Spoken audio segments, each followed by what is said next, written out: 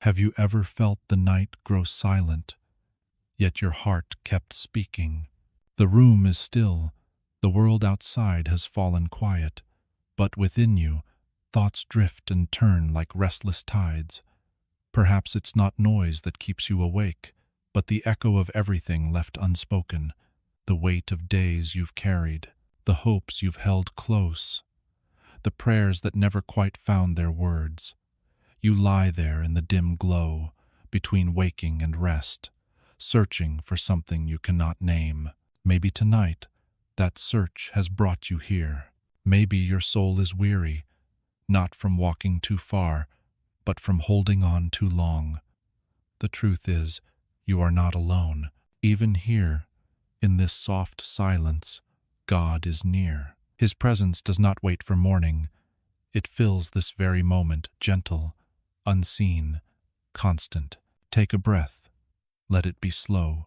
Feel it move through you like a quiet tide returning to shore. With every breath, release a little more of what you've been carrying. The worry, the noise, the ache. Let them settle at His feet. You were not made to hold the world together. You were made to rest in the One who does. There is a peace deeper than understanding, a peace not earned, not lost, but given. And it is here, now, waiting for you. Close your eyes. Can you feel the pulse of your heart, the steady rhythm that beats because He said, "Live"? That rhythm, it is a reminder. Even in stillness, He sustains you. Even in silence, He speaks. You don't have to chase meaning tonight.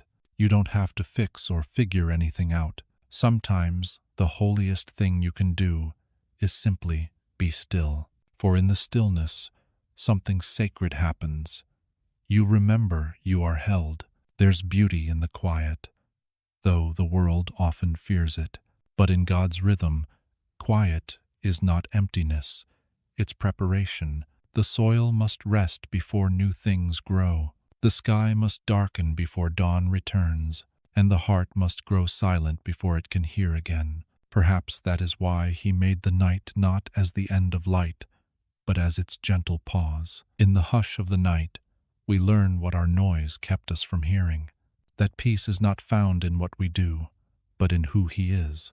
Let the dark no longer be something to resist. It is not absence, it is promise. A sacred space where your soul can breathe again.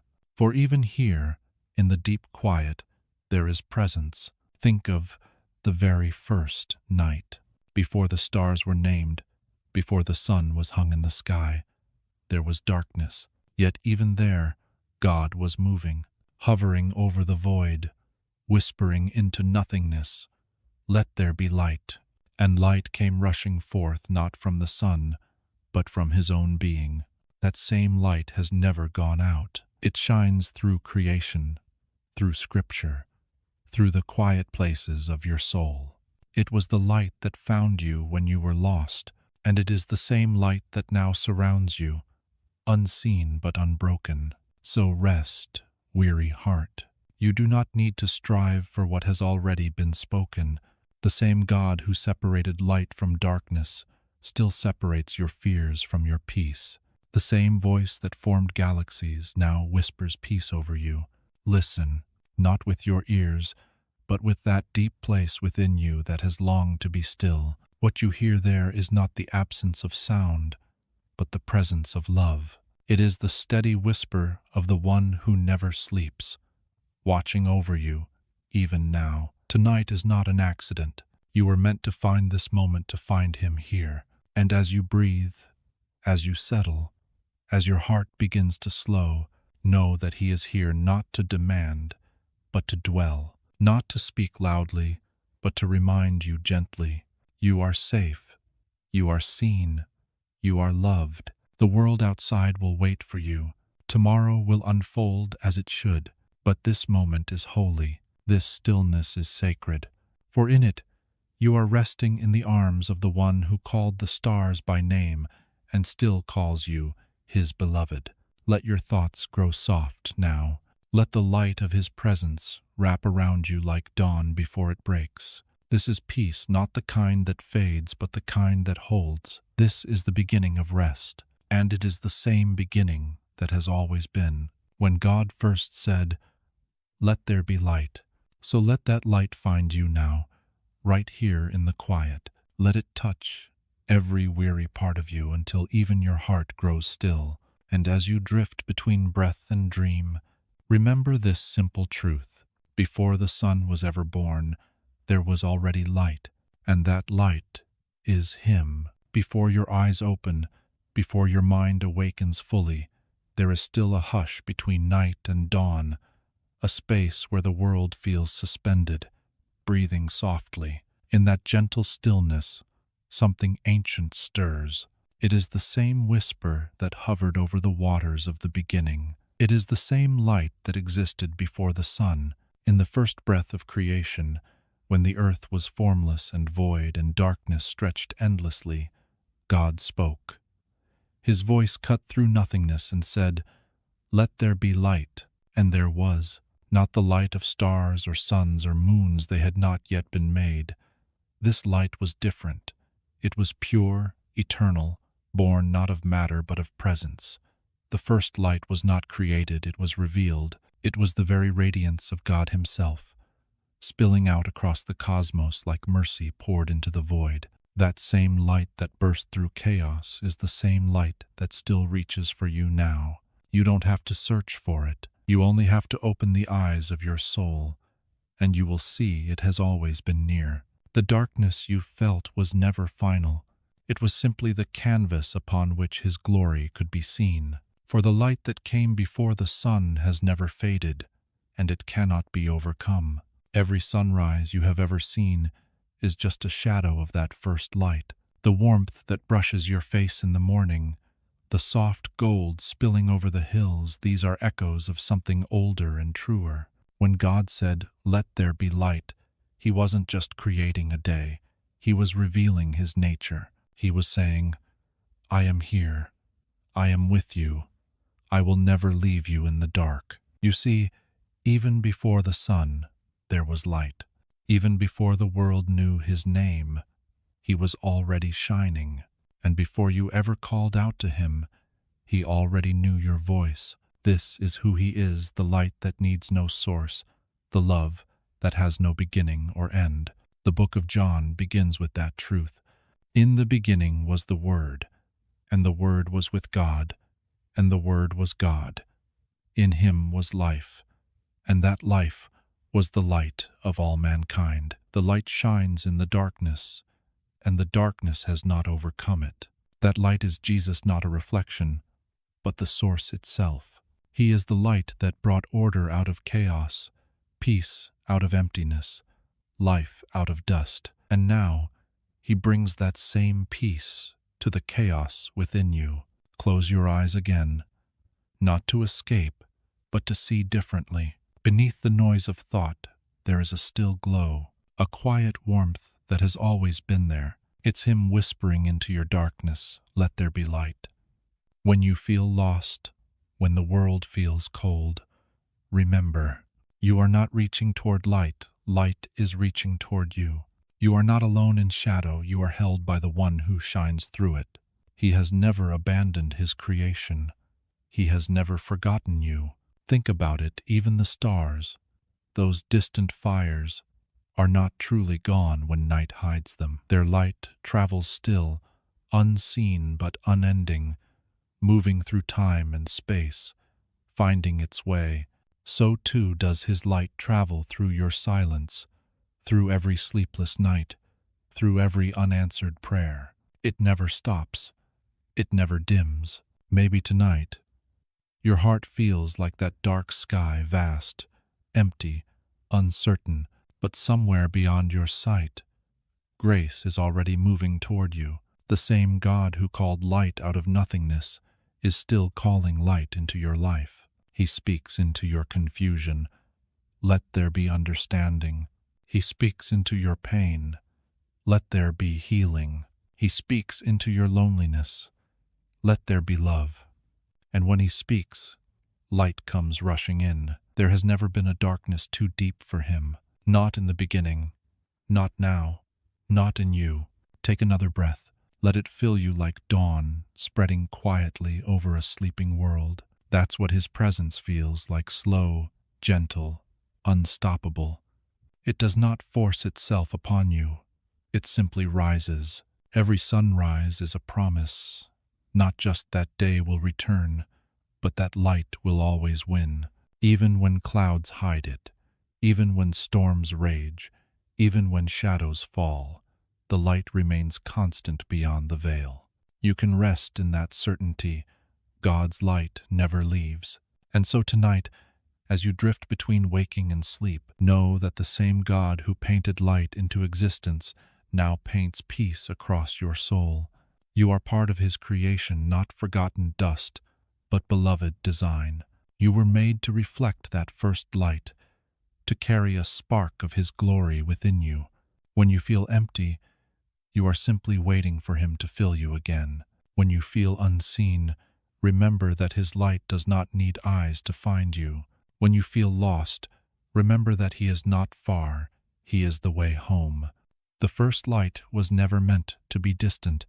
It was meant to dwell among us, and it did when the Word became flesh and walked among his people. The same light that shone in Genesis now shines through grace. The same voice that spoke the universe into being now whispers peace into your soul. So let that light touch you tonight.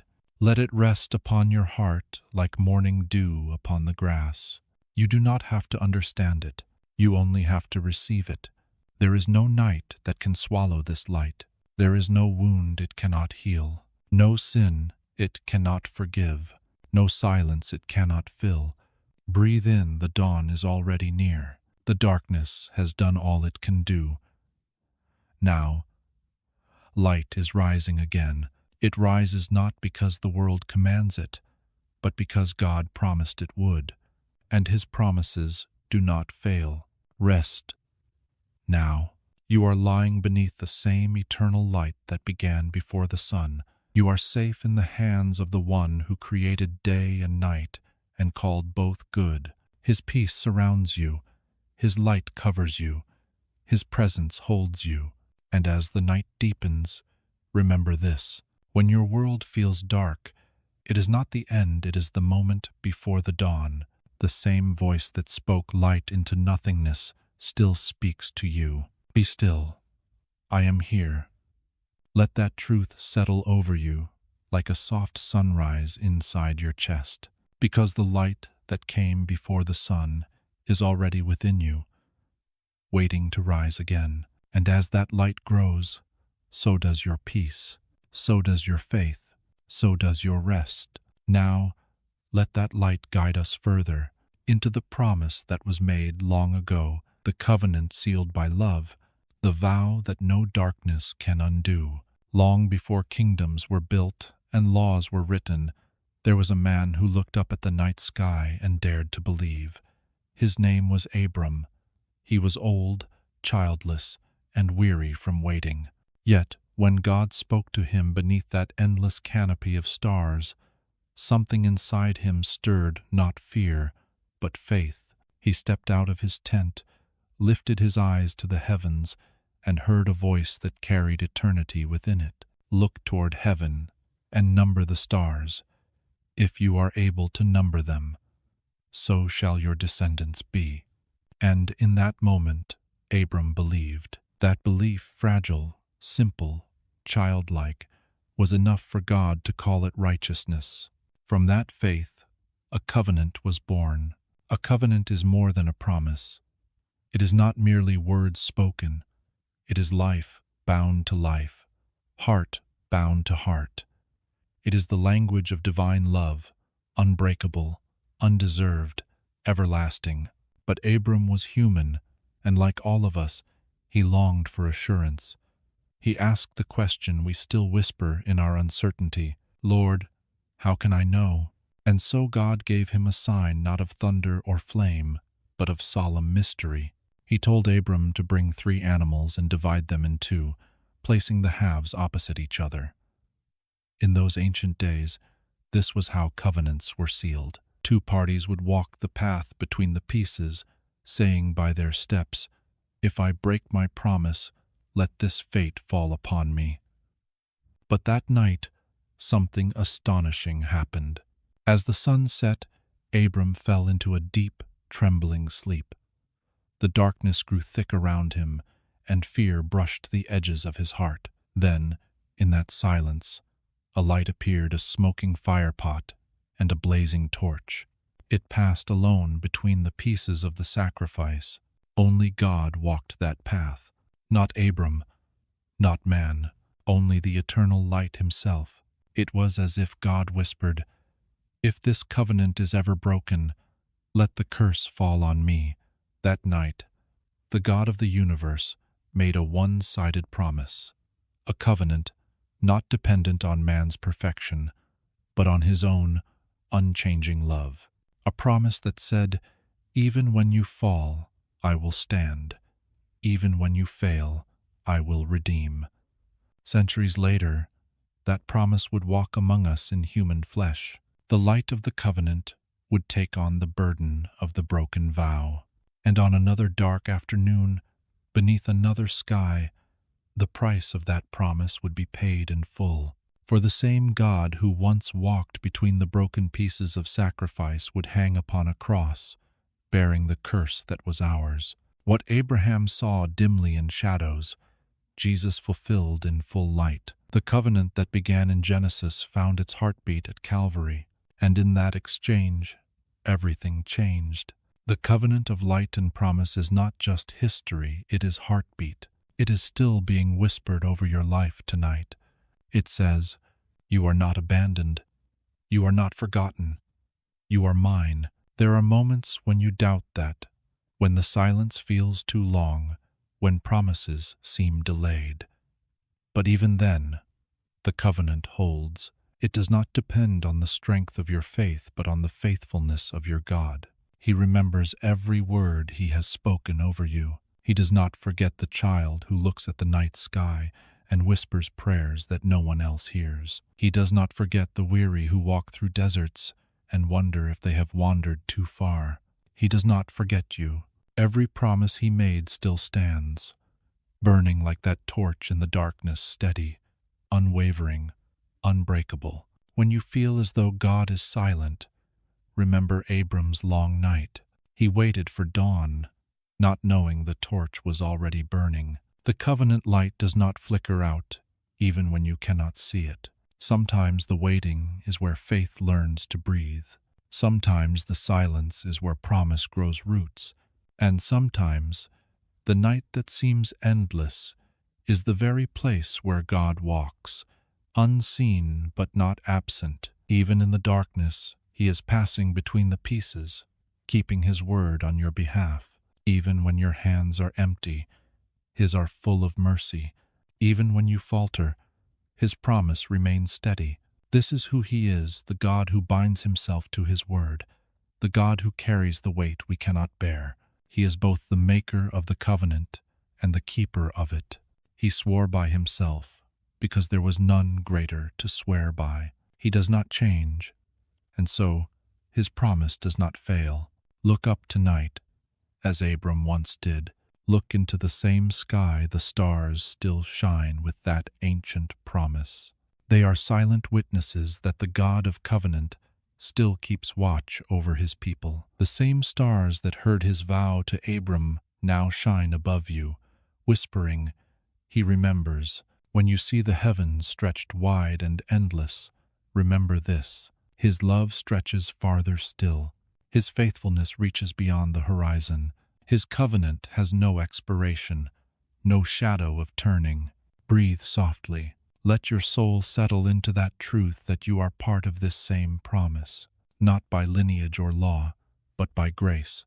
You have been grafted into the family of faith, welcomed into the light of an everlasting vow. You belong to a God who does not forget his own, a God who has written your name into his story and sealed it with his blood. When you rest tonight, rest not in what you've done, but in what he has already finished. When your heart grows anxious, remember the covenant stands. When your faith trembles, remember the promise holds. You are bound not by fear, but by favor, not by striving, but by grace, and grace does not let go. The same fire that passed between the sacrifice still burns not to destroy, but to purify, to remind you that love is stronger than judgment. That mercy is greater than failure. That promise is stronger than time. So rest, child of promise. You are held in a covenant written by the God of light. You are kept by hands that have never failed. You are loved with a love that began before the world and will last beyond its end. Let your thoughts quiet now. The torch still burns in the night, its glow reaching gently toward your heart. Its warmth whispers, "You are safe. You are seen. You are mine." And as that warmth spreads through you, let it guide you forward, toward another story of grace, toward another promise fulfilled, toward an ark built not of wood but of faith, a refuge with one door, waiting to welcome you in. There was a time when the world forgot how to listen, a time when the song of goodness was drowned out by noise and pride and cruelty. The earth was full of voices, but none that sang of mercy. And yet, in that storm of corruption, one heart still beat quietly in rhythm with God. His name was Noah. The world around him mocked faith, laughed at righteousness, and worshipped its own reflection. But Noah walked with God. He listened when others would not. And in that listening, he heard the words that would change everything. The end of all flesh has come before me. Build an ark. Imagine that moment, the silence after the divine command. Noah standing there, small against the horizon, his heart trembling between fear and trust. No map, no rain, no proof, only a voice unseen, undeniable, calling him to build a refuge before a storm that had not yet come. And Noah obeyed. Day after day, year after year, he built. Under the mocking eyes of those who thought him mad, he shaped beams of faith and planks of patience. Each nail struck not just wood, but the rhythm of surrender. Every blow echoed a deeper truth. Obedience is the architecture of safety. The ark was massive, vast enough to hold not only his family, but the promise of every living kind. God gave exact measurements, clear instructions, and one curious detail. The ark would have only one door, one entrance, one way in, one path to safety. It must have seemed strange. Why not many doors for so many creatures, so many lives? But God was painting a picture, one that would take thousands of years to complete. For the ark was not just a vessel of wood, it was a prophecy in timber, a sermon carved by hands of faith. When the first drop of rain fell, when the sky darkened and the deep began to break open, Noah and his family entered through that single door. And Scripture says, "Then the Lord shut him in." It was not Noah who sealed the door, it was God himself. The one who commanded the storm also commanded protection. And inside that ark, held in divine hands, they were safe. Outside, chaos. Inside, covenant. Outside, flood. Inside, faith. For 40 days and nights, the waters rose and the earth wept. But inside the ark, the heartbeat of God was steady. The storm could rage, the world could fall apart, but the promise held firm. That same door, that single way of salvation still stands open today. For the ark was always meant to point forward, to the one who would later stand before his people and say, "I am the door. If anyone enters by me, he will be saved." Noah's ark was a shadow of Christ. The wood of the ark became the wood of the cross. The sealed refuge became the saving grace of his blood. And the single door became the only way to eternal peace. There are many voices today that tell us there must be many paths, many truths, many ways. But truth has never needed a crowd to be true. There is still only one door that leads from death to life, and his name is Jesus. To step through that door is not to earn safety, it is to accept it. It is to let go of everything you once trusted to keep you afloat and rest in the one who commands the waters. Maybe tonight you feel the flood rising, the flood of worry, the flood of loss, the flood of fear. You can feel it pressing against the walls of your soul, and you wonder if there's a way out. There is. There has always been. The door is still open. When you step into him, you are not stepping into religion. You are stepping into refuge. You are stepping into grace that seals you in, not because of your perfection, but because of his promise. Inside that ark, the noise of the world fades. The storms still roar, but they cannot reach you, because peace is not found in calm weather. It's found in the one who rides above the storm.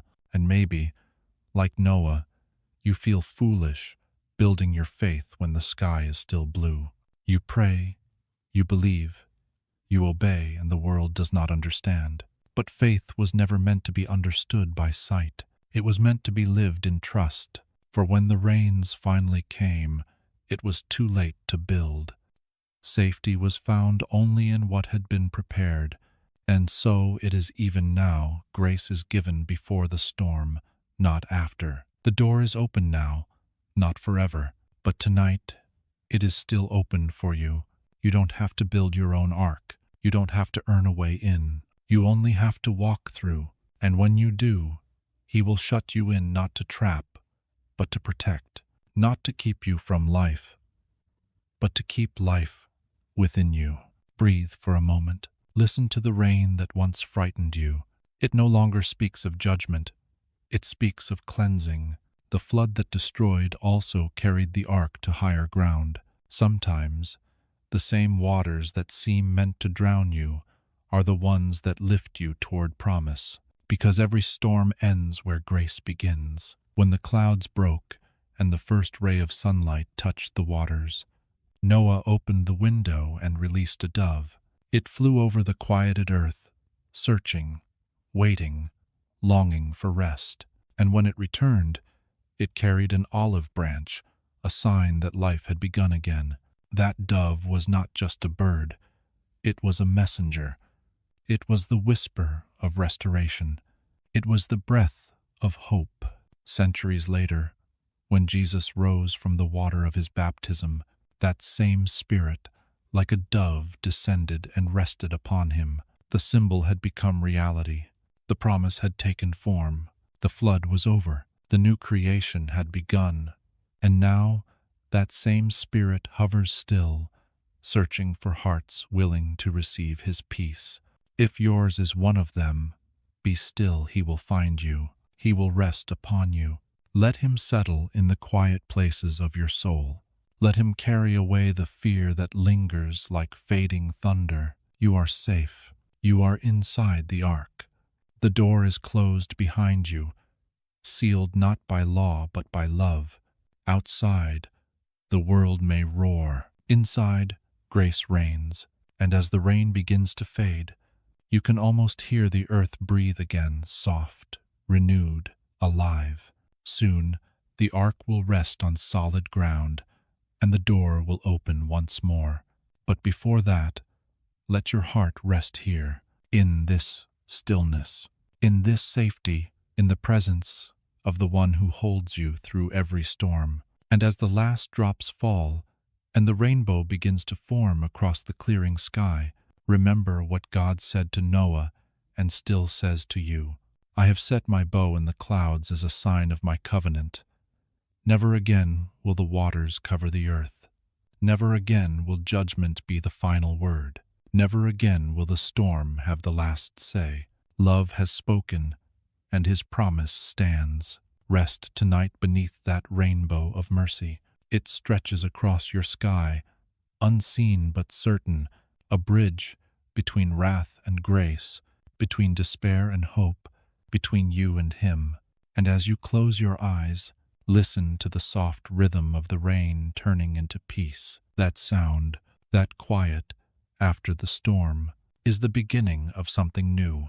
The flood has ended, the ark is safe, and soon From the rock that was struck, living water will begin to flow again. When the waters of the flood had long since receded, when the earth had dried and the covenant of the rainbow stretched across the sky, humanity began again. But as time passed, the hearts of people forgot how to trust. They remembered the storm but not the mercy, and once again they wandered, this time not across oceans, but through deserts of their own making.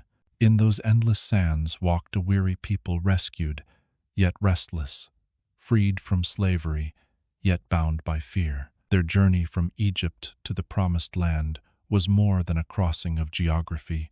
It was a crossing of faith. They had seen the sea split, seen bread fall from heaven, seen the pillar of fire by night. Yet when thirst came, they doubted again. In the wilderness of Rephidim, the sun burned hot and the ground cracked dry. The people turned against Moses, their voices harsh with desperation. "Why did you bring us out of Egypt? Was it to die here of thirst?" Their words were heavy, their faith fragile. But God, rich in mercy, did not answer them with anger. Instead, he gave Moses a command that would reveal his heart and foretell a mystery far greater than they could imagine. "Take the staff with which you struck the Nile," he said, "and strike the rock at Horeb, and water will come out of it for the people to drink." And Moses obeyed. He lifted the staff, the same rod that once divided the sea, and struck the lifeless stone. And from the impossible, life burst forth. A river flowed from the rock, clear and endless, pouring through the desert like grace through sin. Can you imagine the sound, the hiss of the first drops, the sudden rush of water against dust, the cries of relief as thirst was quenched? In that barren place, the mercy of God became visible.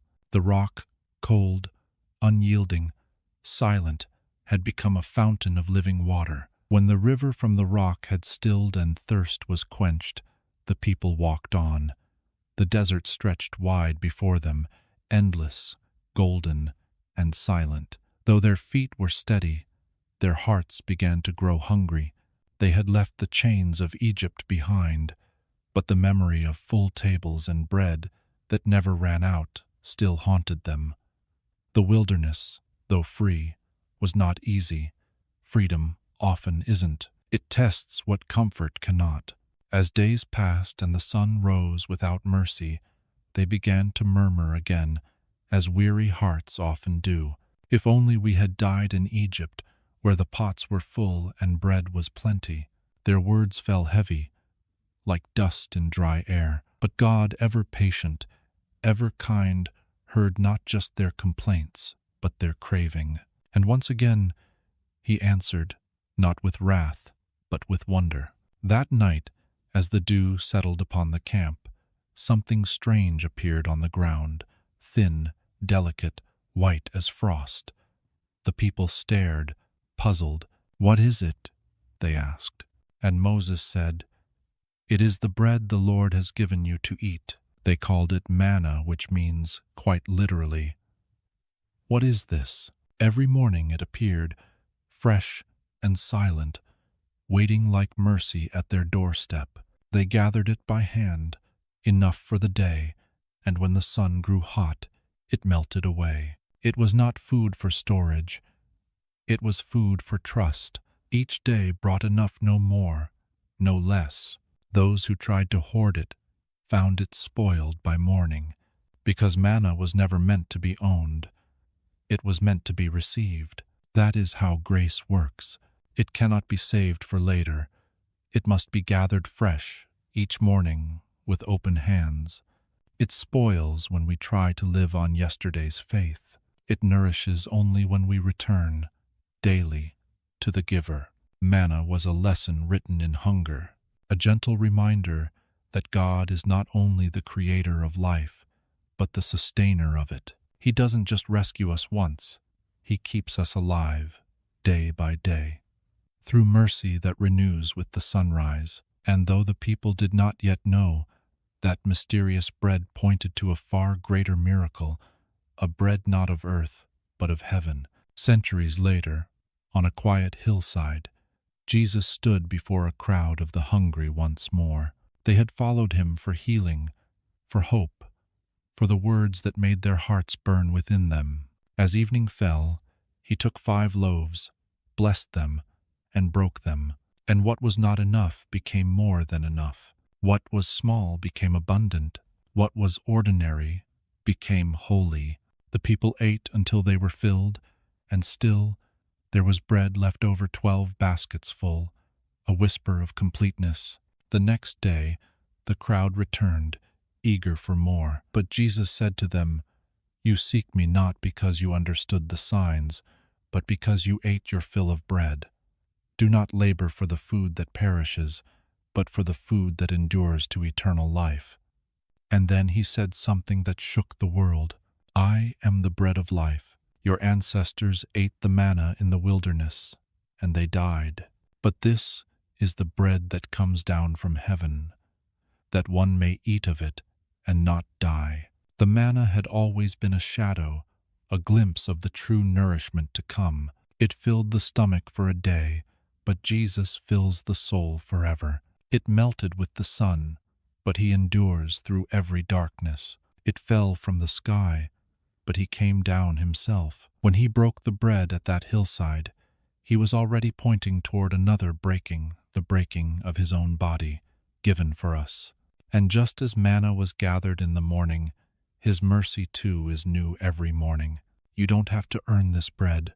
You don't have to buy it. It's given freely, broken and blessed for you. Maybe your heart has known hunger, not the kind the body feels, but the hunger that aches in silence, the longing for meaning, the emptiness that no possession or praise can fill. That hunger is not a flaw, it's a compass. It's what turns your heart toward heaven. For only the one who made you can satisfy what he created. Every other bread crumbles. Every other feast fades, but the bread of life never runs out, never spoils, never grows cold. When you come to him, you will not be turned away. When you ask, you will not be left empty. He will feed your soul with peace that cannot be taken, with joy that no sorrow can undo, with love that has no end. So come, hungry heart, sit at his table. The manna still falls not as frost upon the earth, but as grace upon the soul. You need not strive. You only need to receive. Take this bread, this word, this presence, this love. Let it fill the hollow places within you. Let it dissolve the bitterness of fear, the acid of regret. Let it become strength beneath your weakness. And when tomorrow comes, come again. For just as yesterday's manna was not meant for today, so today's grace will not last for tomorrow. Each sunrise brings new mercy. Each night brings new rest. In this rhythm, we learn the art of dependence, the sacred humility of trusting the daily bread. It teaches us not to cling to what fades, but to the one who never does. Breathe in now, and let your soul be fed. There is no famine here, no scarcity in his presence, only abundance, only enough because enough is all you need. And as you rest tonight, let this truth rise like a gentle dawn within you. The same God who rained manna from heaven now rains grace upon your soul. The same hands that broke the bread now hold you close. The hunger has been met. The longing has been filled. The table is set. Rest in his fullness. Sleep in his peace. And as the night deepens, let the shepherd call you onward, toward the valley, toward the quiet path, where even shadows cannot steal the light. When the hunger was filled and the heart was quieted, the people moved again, not through wilderness this time, but through the slow valleys of trust. The sun dipped low, the shadows stretched long, and the journey became less about direction and more about dependence. There is a kind of peace that only grows in valleys. It cannot be learned in triumph, only in tenderness, for it is there, when the path winds downward and the light grows dim, that the soul begins to truly hear the shepherd's voice. David knew this voice. Before he was king, before he held a crown, he held a harp. His kingdom was a field, his subjects a flock. Day by day, he learned that the same hand that shaped the stars also guided sheep through shadows. And it was from that quiet, knowing that he sang, "The Lord is my shepherd, I shall not want." The words are simple, but they carry the weight of a lifetime. They do not come from abundance, but from trust. They are not the boast of one who has everything, but the confession of one who has found enough. The shepherd's presence changes the landscape. A valley without him is a place of fear, but a valley with him becomes a passageway to peace. He makes me lie down in green pastures. Notice, David does not say, he asks me. He makes me, because the shepherd knows that rest is not optional, it is essential. He leads us to still waters, not because we are strong, but because we are weary, and in that stillness, he restores the soul. Maybe tonight, your heart is wandering through its own valley, not of geography, but of grief. Maybe you've been waiting for answers, and silence feels like shadow. Maybe you've prayed for direction, and the path seems to twist with no end in sight. If so, take heart. You are not lost. You are being led. For though you walk through the valley of the shadow of death, you do not walk alone. The shepherd never sends his sheep where he will not go himself. He walks before you, beside you, behind you, a circle of protection you cannot see but can always sense. Shadows cannot exist without light. They are proof that light is still near. So even here, even now, there is light, perhaps dim to your eyes, but bright enough to guide your next step. Sometimes the shepherd leads through green pastures, sometimes through dry desert paths, but in both, he is good. He never leads where his presence will not provide. David said, "Your rod and your staff, they comfort me." The rod, a sign of authority, of discipline, of defense. The staff, a symbol of guidance, of rescue, of closeness. Two tools, one purpose, to keep you safe. Even when you feel struck by life's blows, know this: the shepherd disciplines not to harm, but to heal. Every correction is love disguised as direction. Every delay is mercy in motion. And when you cannot see the shepherd, remember, he is closer in the valley than on the mountain, because in the dark, his voice is clearest, and in the fear, his hand is nearest. He prepares a table before you in the presence of your enemies, not after the battle, during it. Even when you feel surrounded by chaos, he calls you to sit, to breathe, to eat. For the presence of the shepherd turns battlefields into banquets. He anoints your head with oil, not as a king, but as a beloved. Oil soothes, heals, protects. It keeps the flies of worry and shame from settling on the skin of your mind. It reminds you that even here, in your lowest moments, you are set apart. And your cup? It runs over, not because life is perfect, but because his love is. Overflow is not about more, it's about enough that spills. Surely, goodness and mercy will follow you all the days of your life. The Hebrew word for follow means to pursue relentlessly, so mercy is not a companion that lags behind. It is a love that chases you down. Even when you run, it runs faster. Even when you fall, it falls with you and lifts you again. One day, David said, "I will dwell in the house of the Lord forever." But forever begins now. The shepherd's presence is not only a destination, it is a dwelling you can enter even in this moment. Close your eyes for a moment. Picture the valley you walk through. It may be dark, but it is not empty. There is grass beneath your feet, cool and alive. There is the faint sound of water somewhere near. There is the soft glow of a lantern ahead, the shepherd's hand guiding the way. You do not have to rush. You do not have to fear. He knows every rock, every turn, every step. And when you stumble, he does not scold, he carries. You are not too lost to be found. You are not too broken to be held. You are not too late to be led home. The valley may be long, but it has an end, and the end is goodness, always goodness.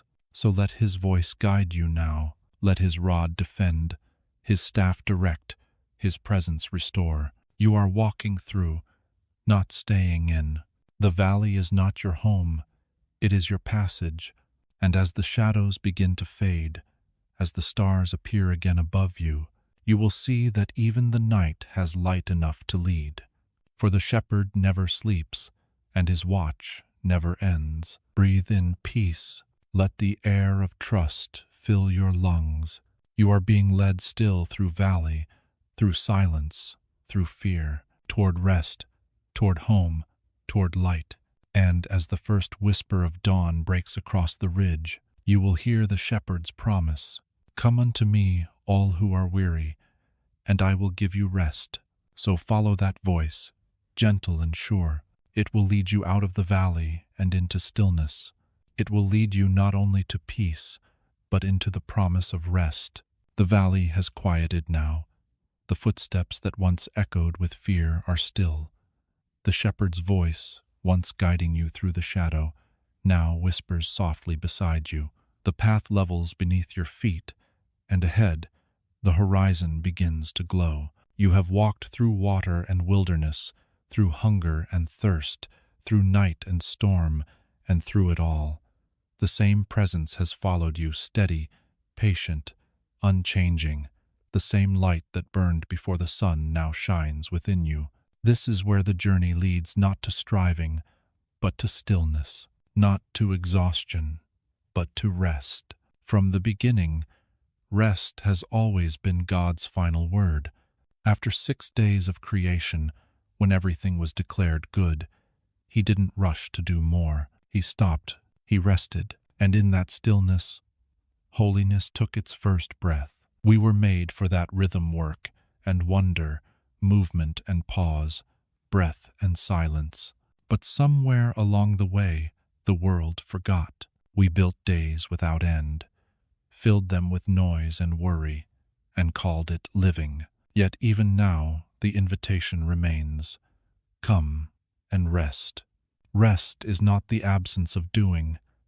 It's the presence of peace. It is not idleness.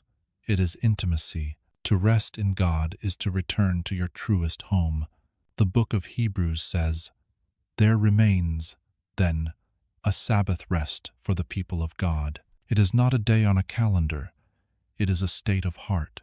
It is the soul finally exhaling after holding its breath for too long. Maybe tonight you feel that ache, that yearning for something quiet, something whole. You've been running, carrying more than you were meant to bear. You've tried to hold your world together by sheer will, but your hands are tired now.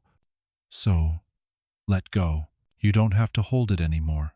You don't have to fix what only grace can heal. You don't have to keep proving you're enough. You already are, because He is. Rest begins not with sleep, but with surrender. It begins when you stop running from silence and start walking into it. It begins when you realize that being loved is not something to earn, it's something to receive. Close your eyes. Listen to your own breathing. Each breath is a reminder. You are alive not by accident, but by intention. You are here not to strive, but to be still and know. In this stillness, God is not far, He is near. He has been waiting, not with impatience, but with tenderness, waiting for you to stop fighting long enough to feel His peace. Every moment of the journey was leading you here, to this sacred quiet, where the noise of the world fades and the heart finally hears again. Here, in the hush of night, He whispers what He has been saying all along. You are mine. You are not defined by your failures or your fears. You are not the sum of what you've lost.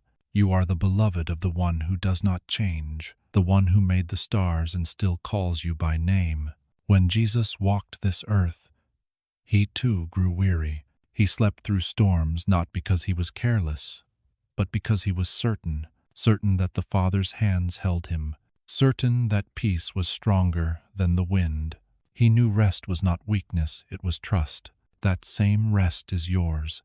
It is not earned by effort or lost by mistakes. It is given freely and fully in Him. So lay down your burdens, lay down your anxious thoughts, lay down the weight of what you cannot control. Let the ground of grace hold you. If you cannot sleep, then simply breathe in His presence.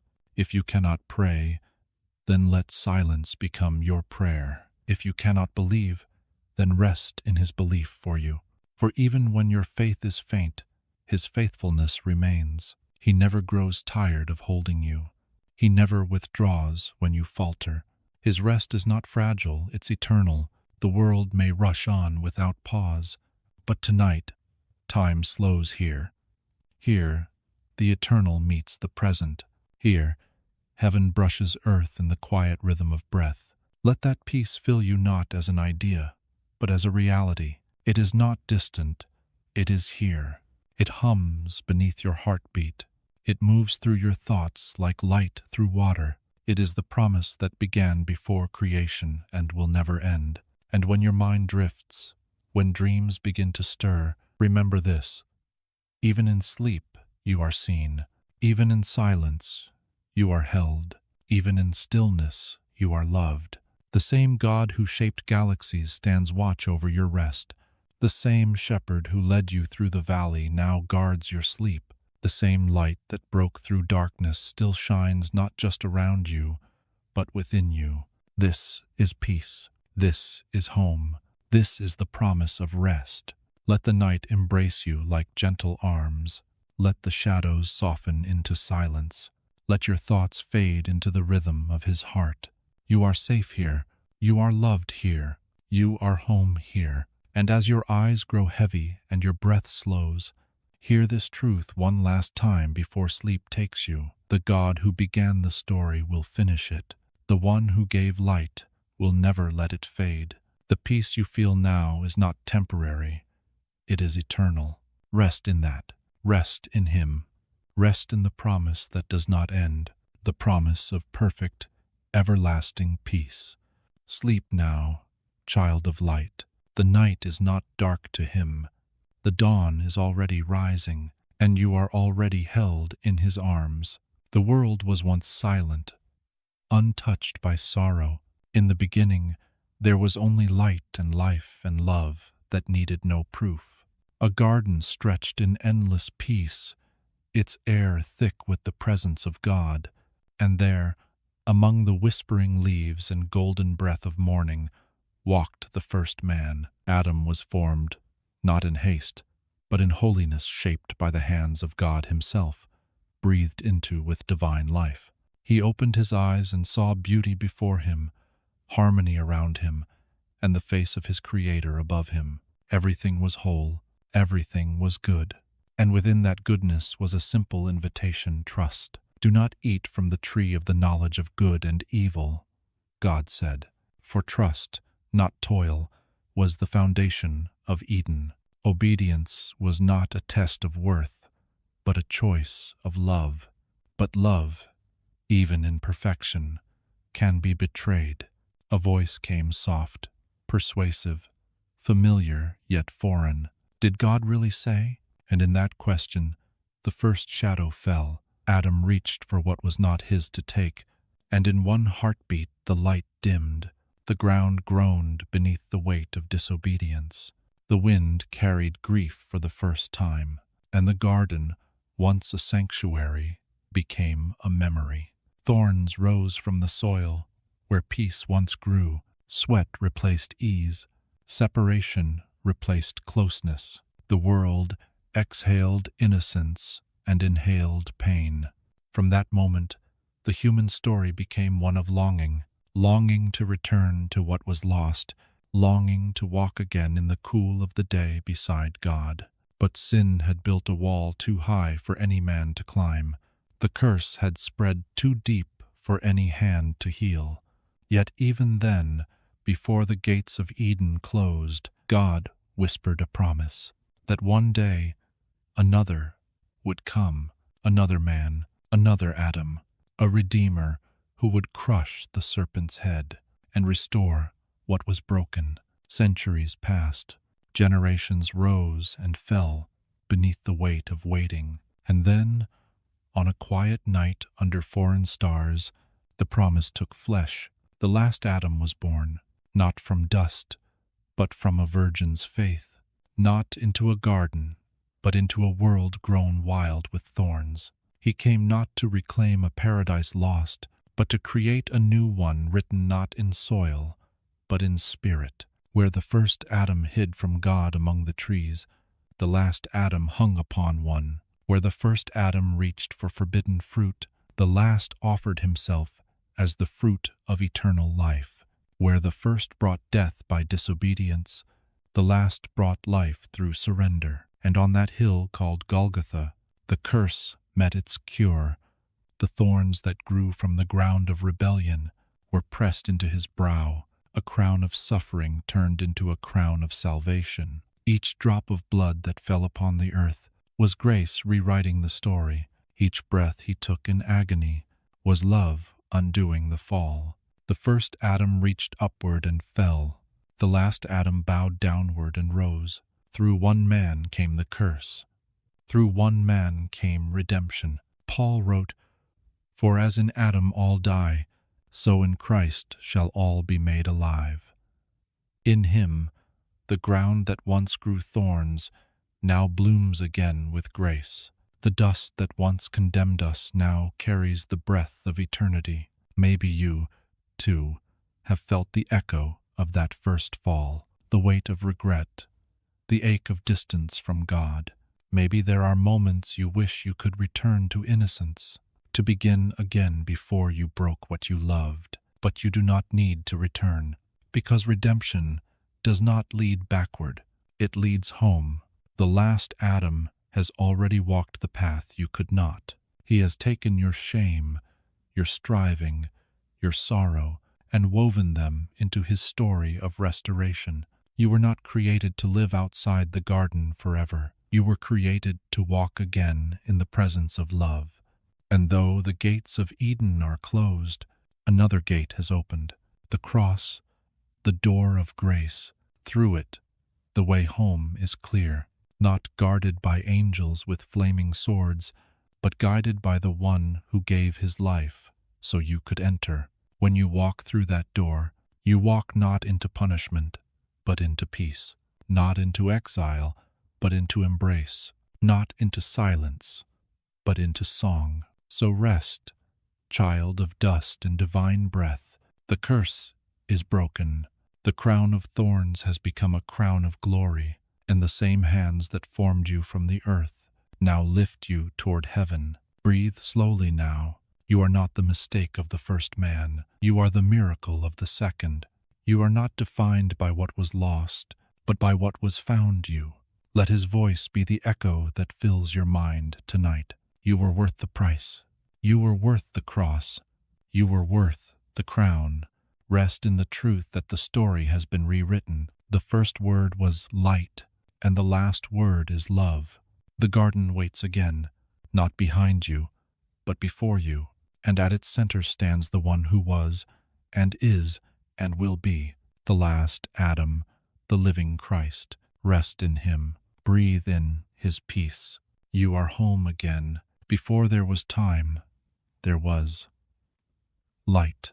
Not the light of a star or the flame of a candle, but a radiance that existed without beginning, the very presence of God himself. In the beginning, the earth was formless and empty.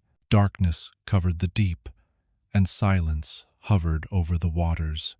And then God spoke, "Let there be light," and there was light. The first voice ever heard was not a shout, but a whisper strong enough to scatter eternity's silence. In one divine breath, darkness retreated, and all of creation opened its eyes for the first time. But here lies a mystery. The sun, the moon, and the stars were not made until the fourth day. So what was this light? What shone before the sun existed to shine? It was the light of his presence, uncreated, eternal, pure, the light that was never born and will never die, the light that flows from his being, filling every shadow with purpose, every void with life. This light was not a thing, it was a person. In him was life, the Apostle John wrote, and that life was the light of all mankind. The light shines in the darkness, and the darkness has not overcome it. That light, the Word, was Christ. Before he took on flesh, before he walked among us, he was already shining, not from the sky, but from eternity. He was the light before the sun, the radiance that makes every other light possible. The light of Christ does not wait for morning. It exists, even in the deepest night. It is not bound by hours or seasons. It shines where faith flickers, where hope struggles, where tears fall quietly in the dark. When your world feels dim, when the light you once saw seems lost to shadow, remember this: the darkness you fear does not have the final word. For the first word spoken into the universe was light, and that word is still being spoken now. Light is not a condition, it is a command. And when God says, "Let there be light," it cannot be undone. That same creative voice that birthed galaxies still speaks into the emptiness of the soul. He does not shout from afar. He whispers, and light appears within. It is the quiet dawning of forgiveness, the subtle glow of peace after long sorrow, the gentle flicker of trust returning to a weary heart. These are not small things, they are the same miracle, happening again and again inside human hearts. You, too, were formed in that light. Before you ever saw the sun, God saw you in his radiance. You were imagined in brilliance, crafted in warmth, and destined to shine. The world may measure light by its brightness, but God measures it by its persistence. Even a faint ember of faith is enough to set eternity aflame. When you walk through the dim corridors of uncertainty, when life feels like the second day, light above, darkness below, everything in between, remember that the Creator has not left his work unfinished. You are still being spoken into. You are still being formed by the same light that spoke the stars awake. And even when the night stretches long, he is there unseen, but not absent. For there is a light that needs no sunrise, a warmth that needs no flame. It is the presence that never fades, the glow that outlasts grief, the peace that lingers, even in silence. Maybe you have known seasons when the sun of your faith seemed to set, when prayers went unanswered, when joy felt far, when hope dimmed into memory. But even in those seasons, the light did not leave. It only shifted. Sometimes it shines not before your eyes, but beneath your heart, hidden, gentle, but alive. Like a seed sleeping under winter soil, it waits for the right moment to rise again. For every dawn begins in darkness, every resurrection begins in a tomb, and every miracle begins with a whisper. Let there be light. Tonight, let that whisper find you, not in thunder or flame, but in the quiet glow behind your breathing. Let it warm the places you thought were beyond hope. Let it soften the hard edges of your thoughts. Let it remind you that you were made not just to see light, but to be light. Jesus said, "I am the light of the world. Whoever follows me will never walk in darkness, but will have the light of life." That promise was not poetic. It was personal. It means the light that once hovered over creation now hovers over you. It means no darkness can own your story. No shadow can claim your name. Even now, as you close your eyes, that light surrounds you. It is not dimmed by the night outside your window. It shines through every fear, through every wound, through every silence. The light before the sun still burns. It has never gone out. And one day, in the city to come, you will see it face to face, a place where there will be no more night, no need for lamp or star, for the glory of God will give it light, and the Lamb will be its lamp. Until that day, rest in the radiance that already shines within you. The same voice that spoke the universe into being is still speaking peace into your soul. Let His light be your dawn. Let it fill your dreams, your breath, your being. Let it remind you, the darkness you walk through is not your end. It is the canvas upon which His light will rise again. And when you wake, you will find that the world is still full of His glory, not because the sun has risen, but because the light that made it never left. There was a time when the world forgot how to listen, when every thought was loud, every heart was restless, and every path led away from peace. The earth was full of voices, but not one of them spoke of love. And God looked upon what He had made, the rivers that once shimmered with joy, the mountains that once echoed with laughter, and He saw how far the world had drifted. The beauty of creation had become bruised by human hands. Every intention, every desire, every heartbeat had turned inward, and the world grew darker than the night it lived beneath. But even in judgment, grace was already stirring. In the midst of chaos, one man still listened. His name was Noah. While others mocked the silence of faith, Noah built. He built in obedience to a word few believed. He built not because the storm had come, but because God had spoken. Each hammer strike echoed hope into the hollow places of the earth. Each plank of wood was a promise that even when the world forgets, God remembers. The Lord told Noah to build an ark, not a boat for pleasure, but a vessel for salvation, a refuge in the storm that was coming, a sanctuary carved from obedience. Day after day, he labored. The sky was still clear. The fields were still green. But Noah kept building, because faith is not built on what we see, but on what we trust. When at last the ark stood ready, massive and silent against the horizon, God gave one final instruction. There would be only one door for Noah, his family, and every creature that would be saved.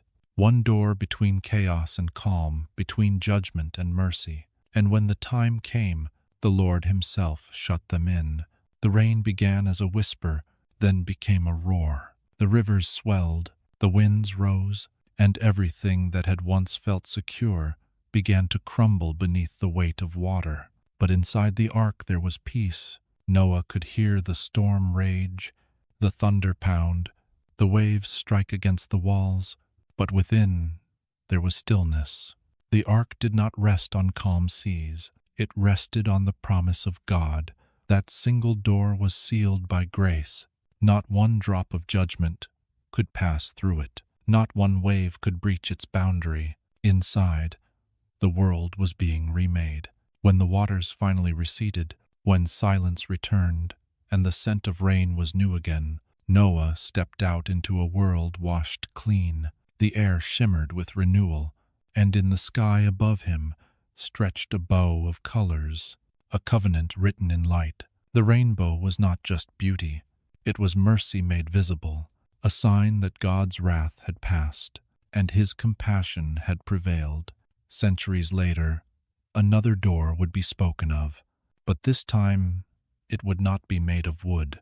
Jesus said, "I am the door. Whoever enters through me will be saved." And suddenly, Noah's Ark was no longer just a story of ancient days. It was a prophecy, a picture of the cross. The ark was Christ Himself. The flood was judgment. The door was grace. And everyone who entered in was safe, not because they built perfectly, but because He sealed perfectly. Just as there was one door in the ark, there is only one way to the Father. Not many paths, not many ladders, just one, the path of surrender, the doorway of faith. When you step through it, you leave behind the old world, the one built on fear, on striving, on trying to be enough. And you enter into a new world, one built on mercy, where peace reigns even while storms rage outside. Maybe tonight you feel like you are surrounded by rising waters, by pressures that threaten to pull you under, by griefs that seem too deep to stand against. But listen, you are not drowning. You are being carried. You are inside the ark, and the ark is Christ. The waves may rise, but they cannot break what grace has sealed. The night may be long, but dawn always comes. You do not have to find the door, it has already found you. It stands open, waiting, still dripping with mercy. And once you enter, nothing outside can take away the safety within. The door of Christ is not narrow to keep people out. It is narrow because it leads straight to his heart. And his heart has room for everyone who knocks. Inside, there is no fear of the storm, no weight of guilt, no echo of shame. There is only the sound of rain against the walls of grace, a rhythm that says, "You are safe, you are loved, you are mine." The same God who shut Noah in still keeps you now. His hand has sealed your soul with peace, and even if the floodwaters of life rise again, you will not be overcome. As you rest tonight, imagine yourself within that ark, the air warm, the light dim, the sound of water surrounding you not as threat, but as lullaby. Each drop outside sings the same truth. Grace holds. You are not forgotten. You are not forsaken. The door has closed behind your past, and ahead of you stretches a horizon washed clean. Soon, the rain will stop. Soon, the sun will break through again, and when it does, you will step out into the light and see that every storm was carrying you closer to home. Rest now in the safety of the one door, the only entrance into eternal peace. You are already inside. You are already held. You are already his. And above the waters of your world, a rainbow still shines.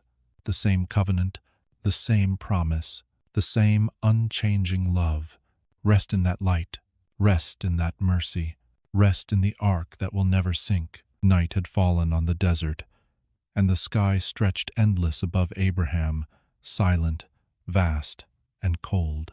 He had walked far, following a voice that others could not hear, a promise that others could not see. Years had passed since God first told him to leave everything familiar and go to a land that would be shown to him. He obeyed, and he waited. But the waiting had grown heavy. He was old now. The stars above him were countless, yet his tent was still quiet.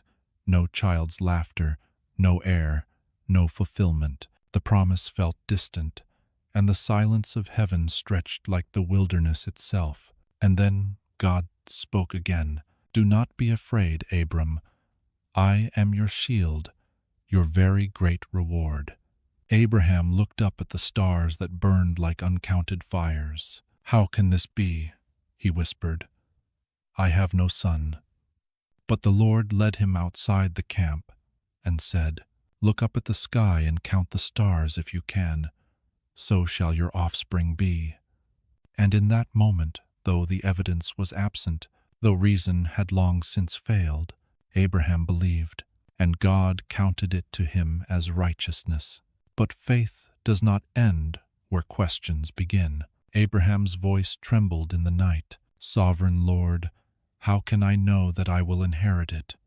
God did not answer with words, but with a ritual, ancient, mysterious, and holy. He told Abraham to bring a heifer, a goat, a ram, a dove, and a pigeon. Abraham obeyed, cutting each in half and arranging the pieces opposite each other, forming a narrow path between them. In those days, this was the way covenants were made.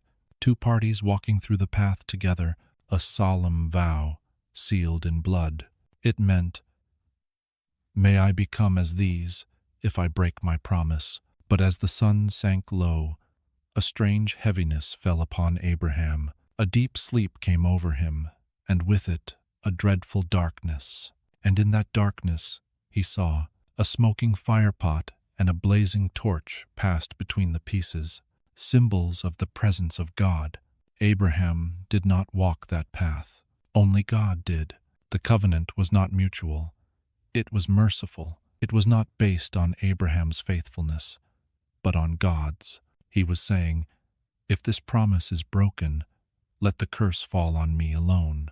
That night, in the hush of the desert, light and fire walked through death, a foreshadowing of the cross that would one day come.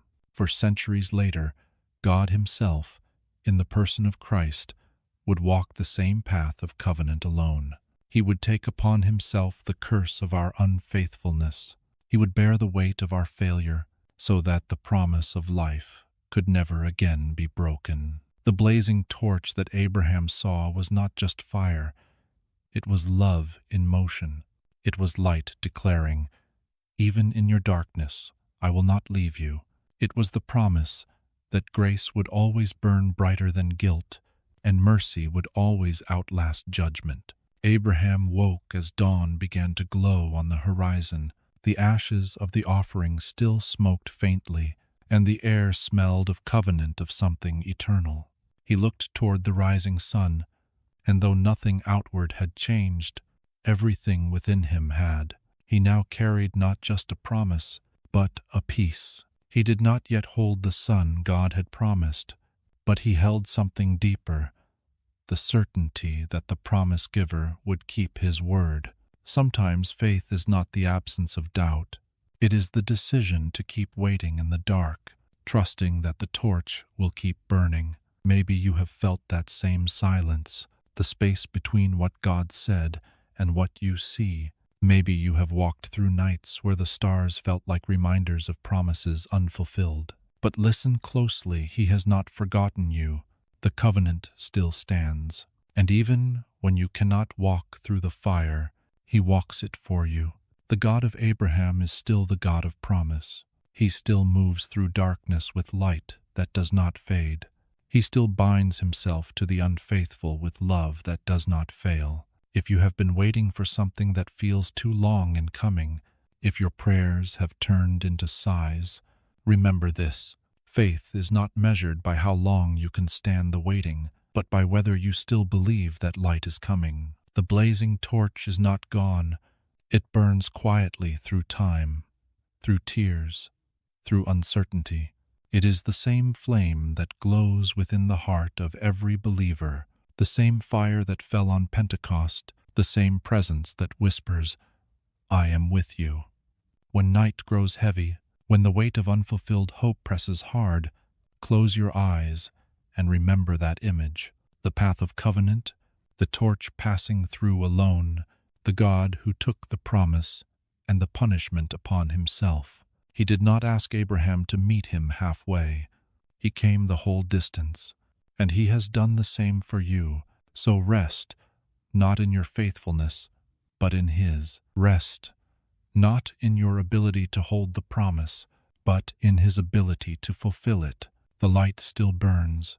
The covenant still stands. The fire has not gone out, it has only grown nearer. And one day, when all waiting ends, you will see that same light face to face. Not a torch now, but a person, not a symbol, but a Savior.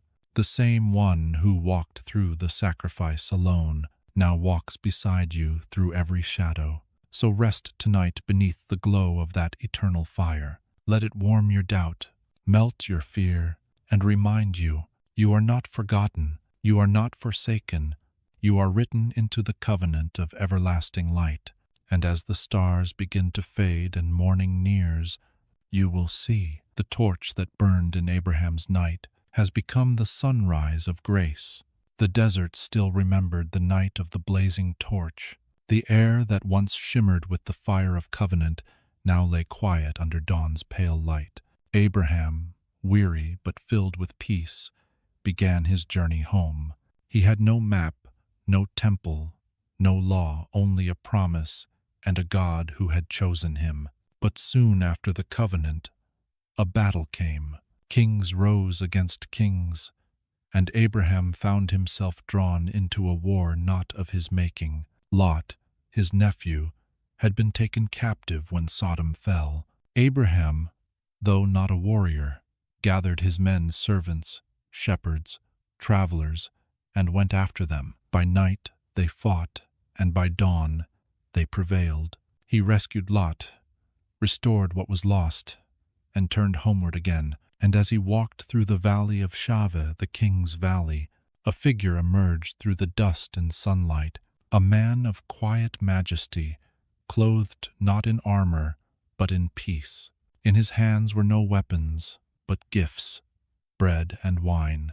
His name was Melchizedek, king of Salem, priest of God Most High. The scriptures tell us little about him, and yet, in those few words, eternity glimmers. Melchizedek, king of righteousness, king of Salem, that is, peace, a king and a priest, standing before Abraham like a bridge between heaven and earth. He brought bread and wine, symbols of nourishment and covenant, long before the Last Supper ever graced an upper room. And he blessed Abraham, saying, "Blessed be Abram by God Most High, creator of heaven and earth, and praise be to God Most High, who delivered your enemies into your hand." In that blessing, something ancient stirred, a melody of grace long before the law, a glimpse of Christ long before the manger. Abraham, moved by reverence, bowed low and offered him a tenth of everything. It was not payment, it was recognition. He saw in Melchizedek something holy, something beyond human order. The lesser bowed to the greater.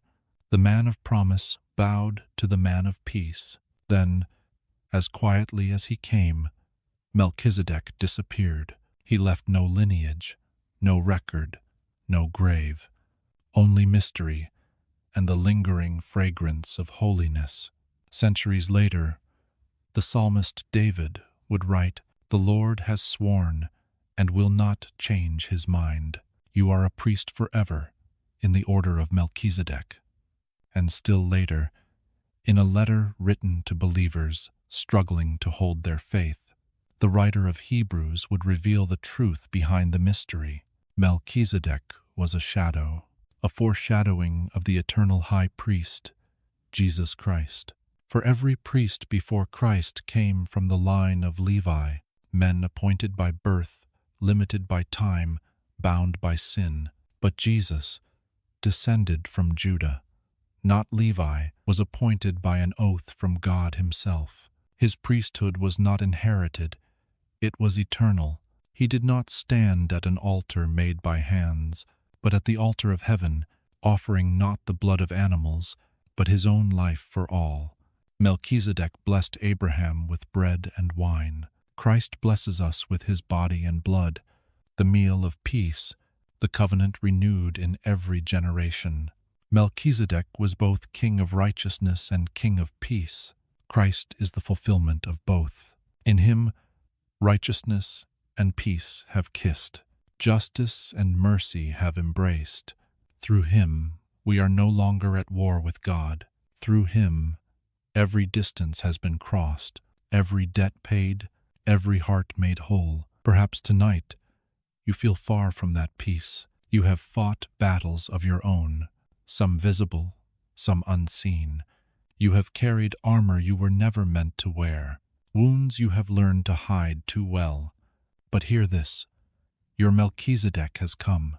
He meets you not with demands, but with bread, not with judgment, but with wine. He does not ask you to win your battles. He blesses you before they are even over. In his presence, striving ceases. In his presence, the war ends.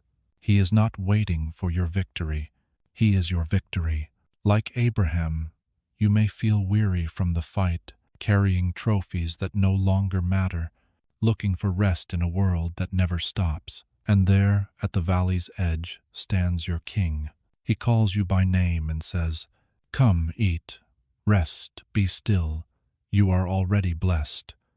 He offers you himself, the bread that satisfies hunger, the wine that gladdens sorrow, the peace that no battle can steal.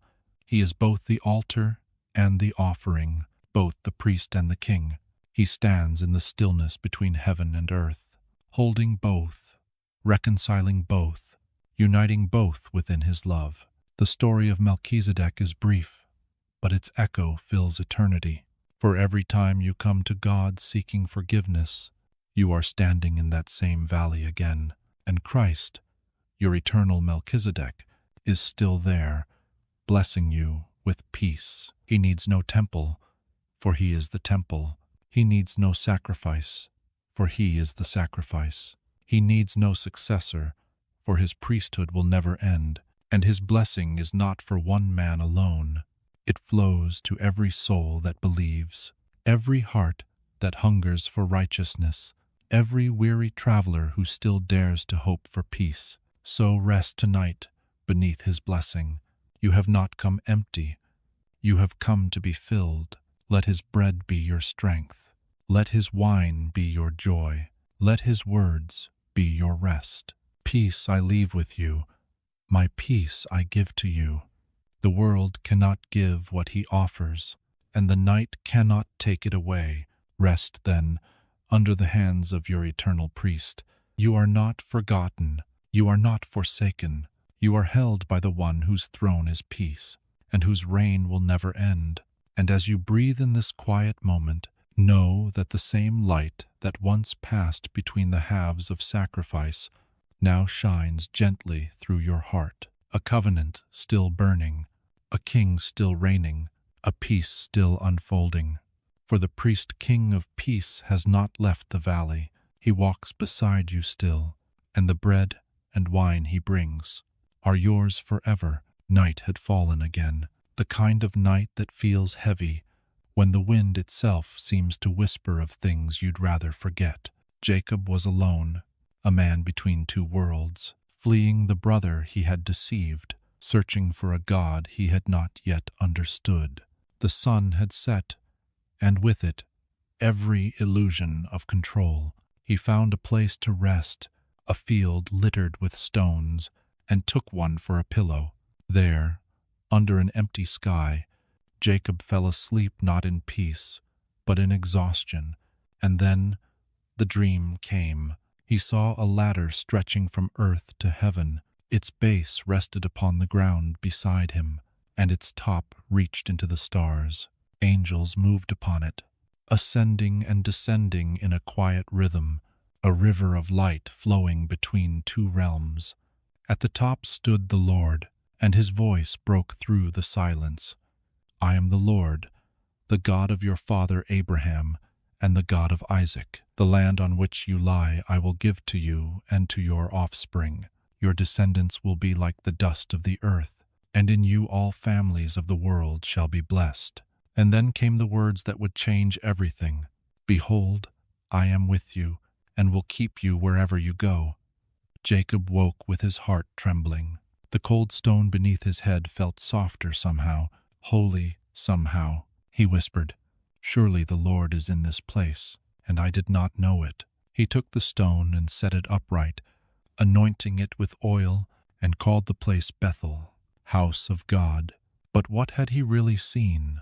A vision of angels? A dream of comfort? Or something deeper, a revelation that heaven was not as far as he feared? The ladder was not a symbol of human effort, but of divine mercy. It was not built from earth up, it descended from heaven down. It was not a way for man to climb to God, but for God to reach man. That ladder was Christ himself, the bridge between what is fallen and what is holy, the way that joins dust and divinity, the link between exile and home.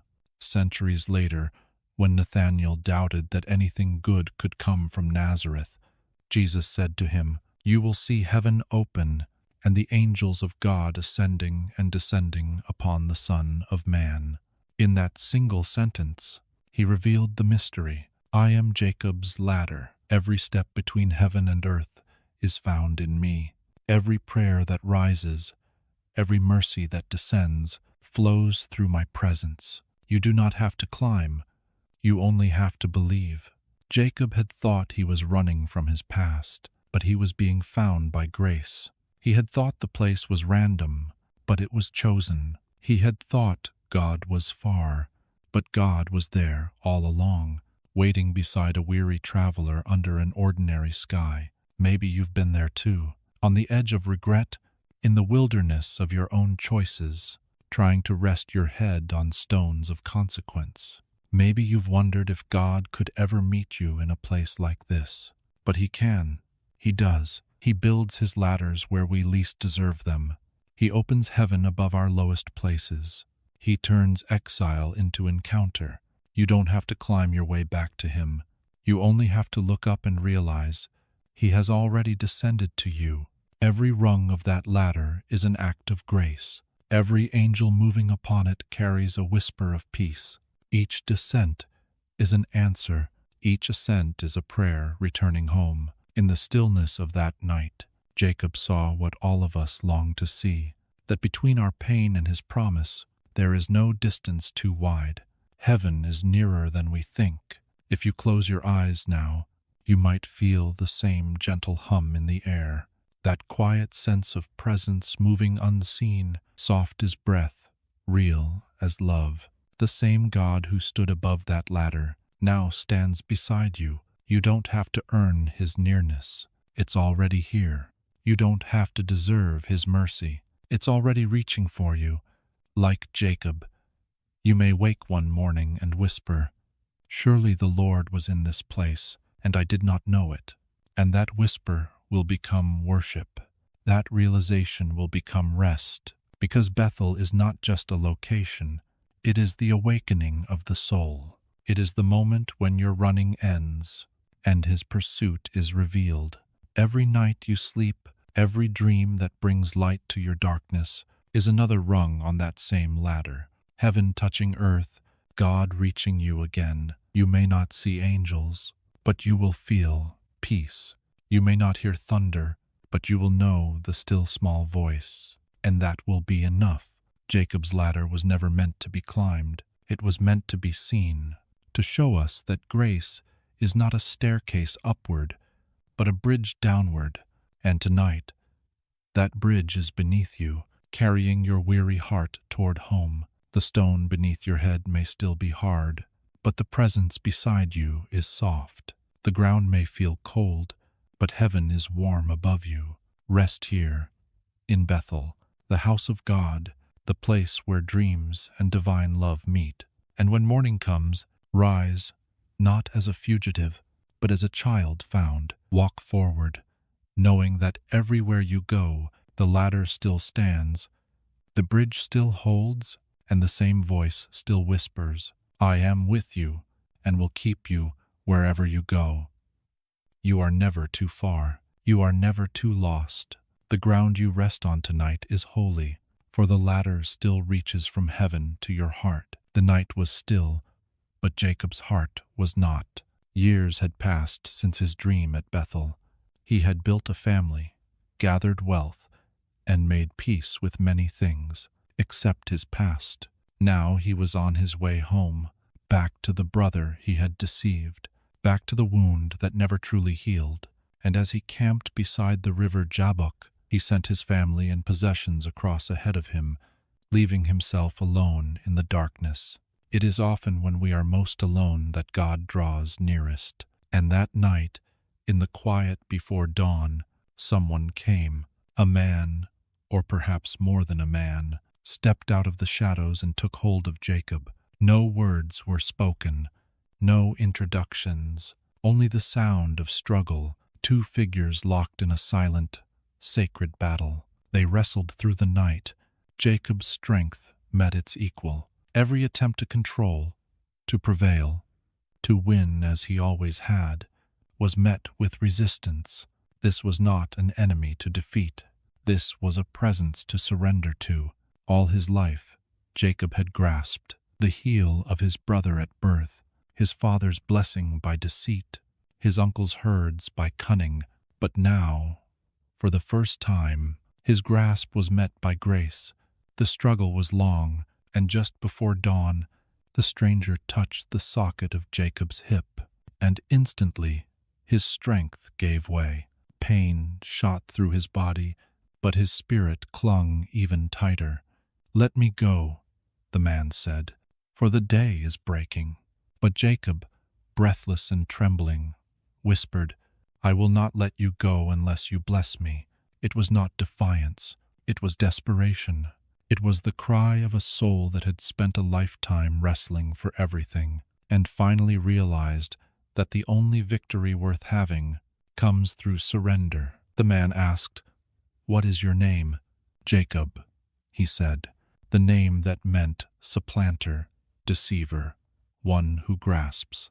And the man replied, "Your name shall no longer be Jacob, but Israel, for you have struggled with God and with men, and have prevailed." Then Jacob asked, "Please tell me your name." But the man said, "Why do you ask my name?" And he blessed him there. When the first rays of dawn broke over the horizon, Jacob limped away, wounded, yet whole. His hip ached, but his heart was free. He had met God face to face and lived. From that day forward, he walked differently, not just in body, but in spirit. Every step was a reminder. Grace had touched him. Mercy had marked him. Weakness had become the doorway to blessing. The limp was not shame. It was testimony. It said, "I have seen the Lord, and I am still standing." Perhaps tonight, you too are wrestling, not with a person, but with a prayer unanswered, a pain unexplained, a past unforgiven. Maybe you've fought to control what was never yours to hold, to fix what was never yours to heal. Maybe, like Jacob, you've built your world on striving, and now, in the quiet hours, you feel that invisible hand upon you, asking not for your strength, but for your surrender. He comes not to overpower you, but to free you from the fight within yourself. He touches the very place where your pride hides, the joint of your independence, the hinge of your self-reliance, and when it gives way, grace flows in. Do not fear the limp. It is proof that he touched you. Do not mourn what you've lost. It's making room for what lasts. The wound of grace does not destroy, it defines. Sometimes, blessing feels like breaking first, but every breaking in the hands of God is an opening, a new name, a new nature, a new peace. When Jacob crossed that river again, he was no longer the deceiver. He was Israel, the one who wrestled with God and lived. And that same God still meets his children in the night. He still comes quietly, unexpectedly, not to punish, but to transform. He does not wait for perfect prayers. He meets imperfect hearts. He does not demand that you win. He invites you to yield. For in yielding, you find peace. In surrender, you find strength.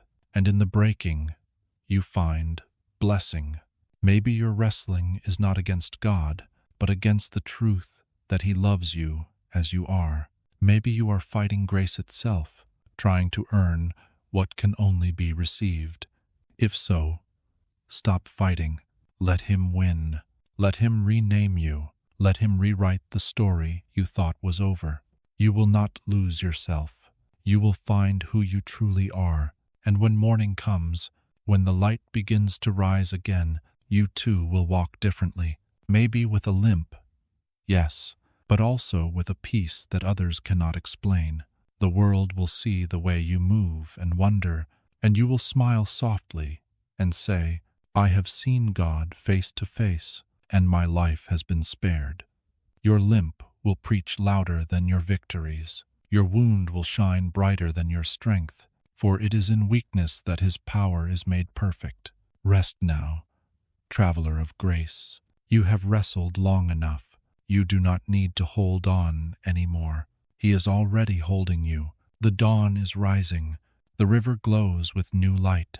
You have a new name, a new walk, a new peace, and somewhere, beyond the hills, a dreamer named Joseph waits.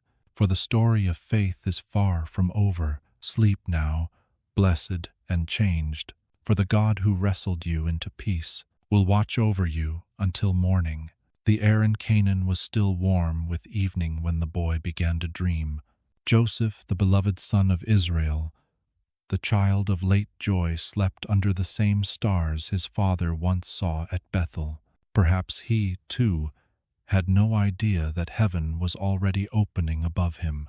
In his dream, sheaves of grain bowed down before his sheaf. Then the sun, the moon, and 11 stars bowed to him as well. When he awoke, his eyes shone with innocence and wonder. He didn't yet understand that dreams are not crowns, they are callings.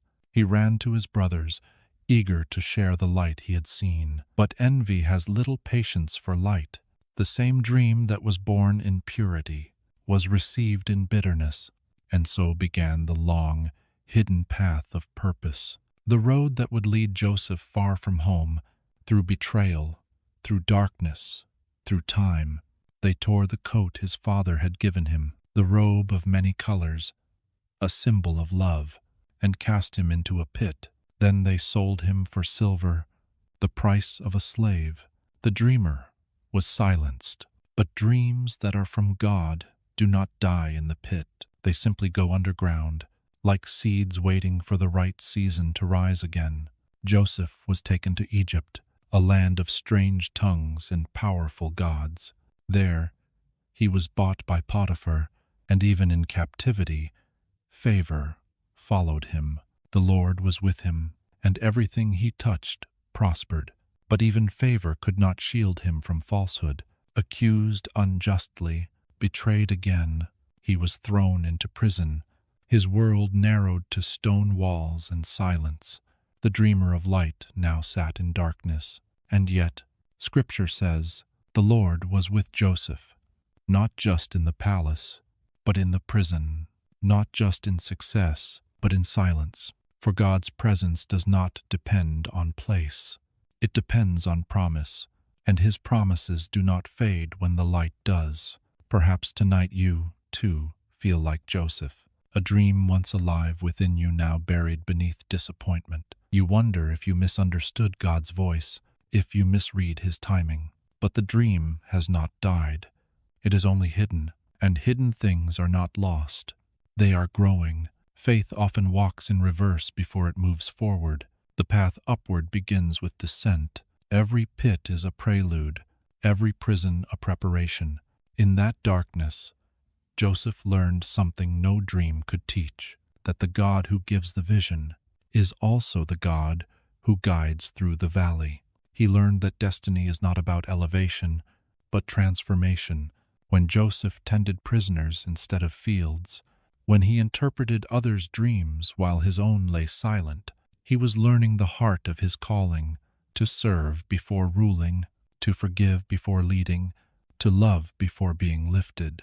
God was not testing his dream, He was training his heart. One night, years later, Pharaoh dreamed. No magician could interpret it. And then someone remembered, a Hebrew boy in prison, a man who could hear heaven in his sleep.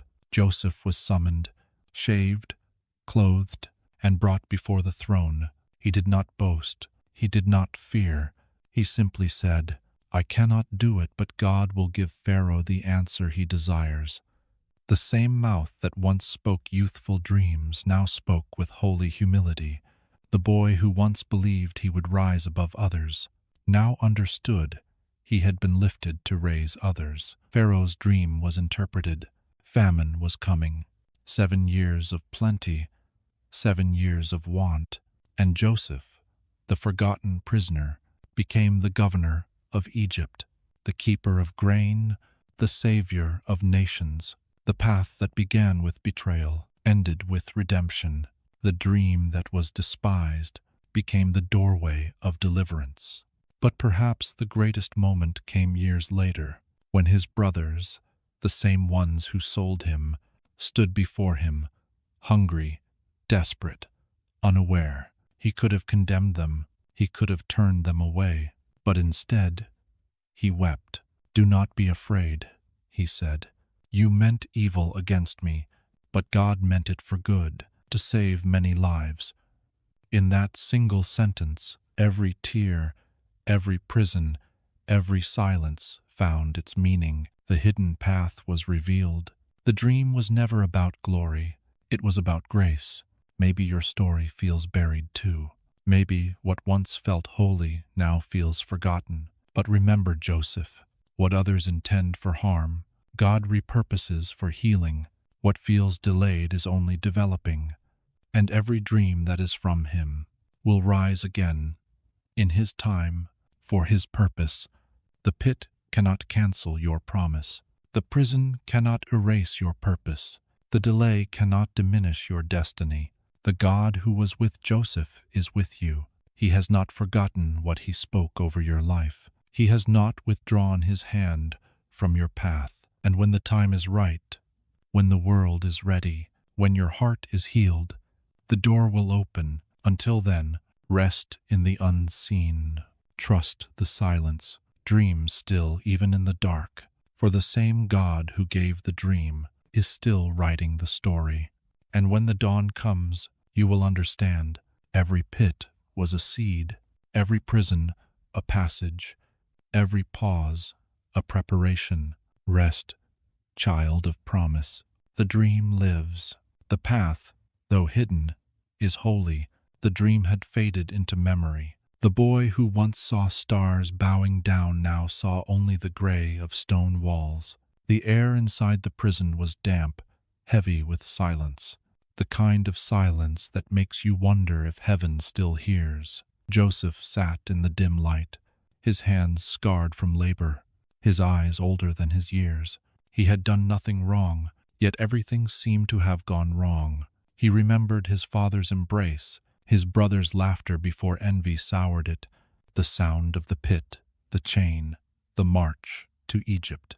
And still, even here the scripture says, the Lord was with Joseph, not above the prison, not waiting for him to get out. With him, the presence of God does not flee from our lowest places. It fills them. He does not stand on the other side of freedom, calling us to reach higher. He kneels in the cell beside us, whispering peace into the dark.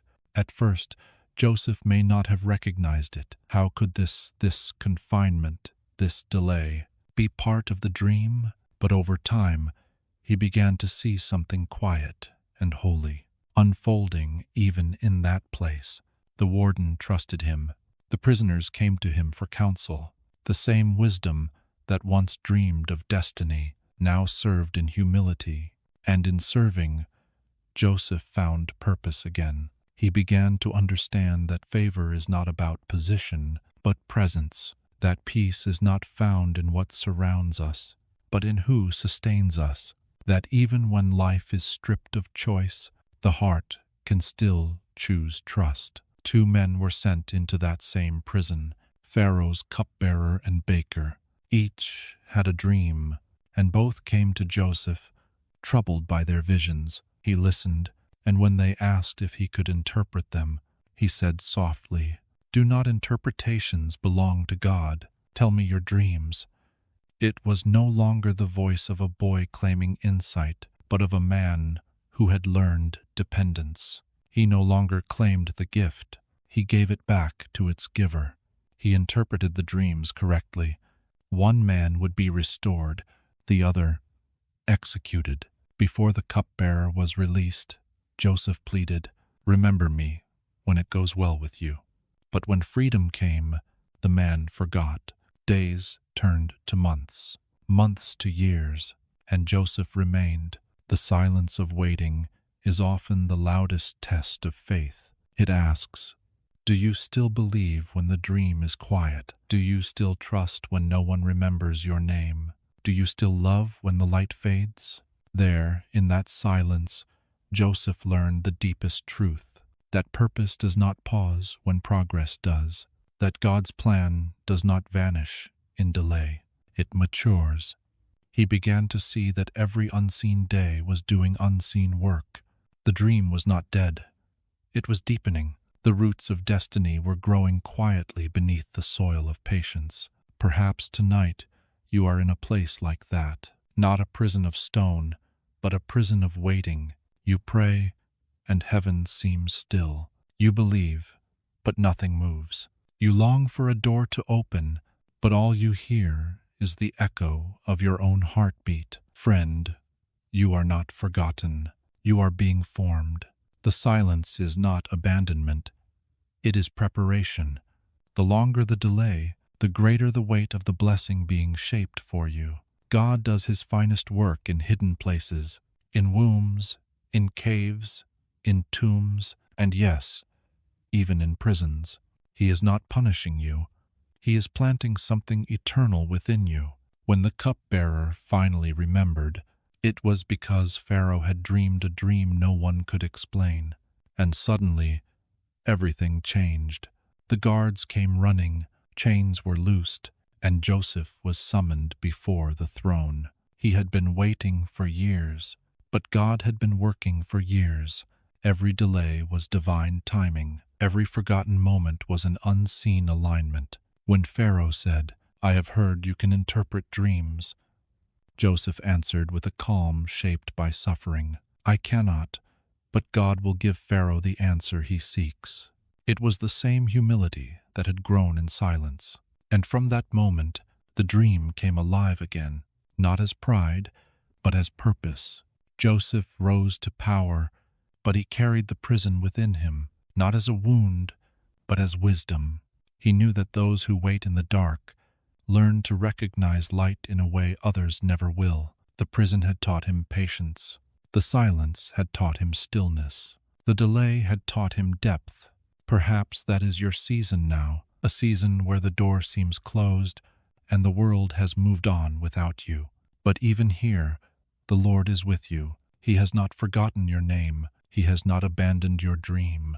He is writing something that requires quiet ink. He is weaving something you cannot yet see. And when the time comes, the door will open not by effort, but by grace.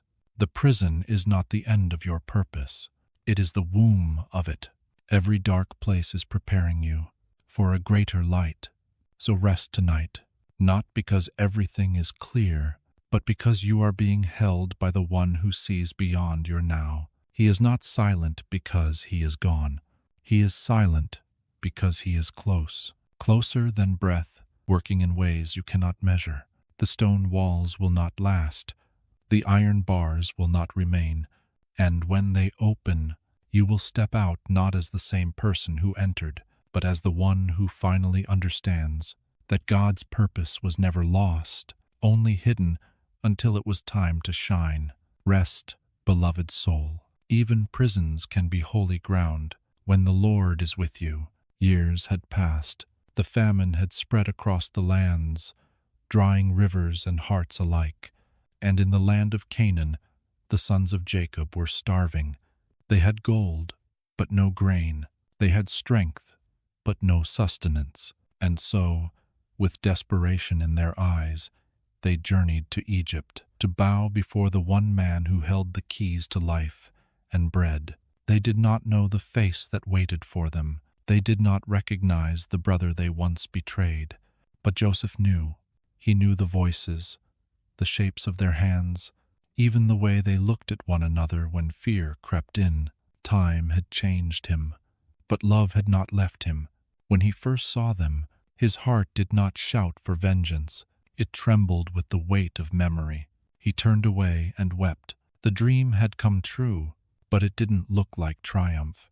It looked like tears. Forgiveness often begins in the silence between what we deserve to say and what grace whispers instead.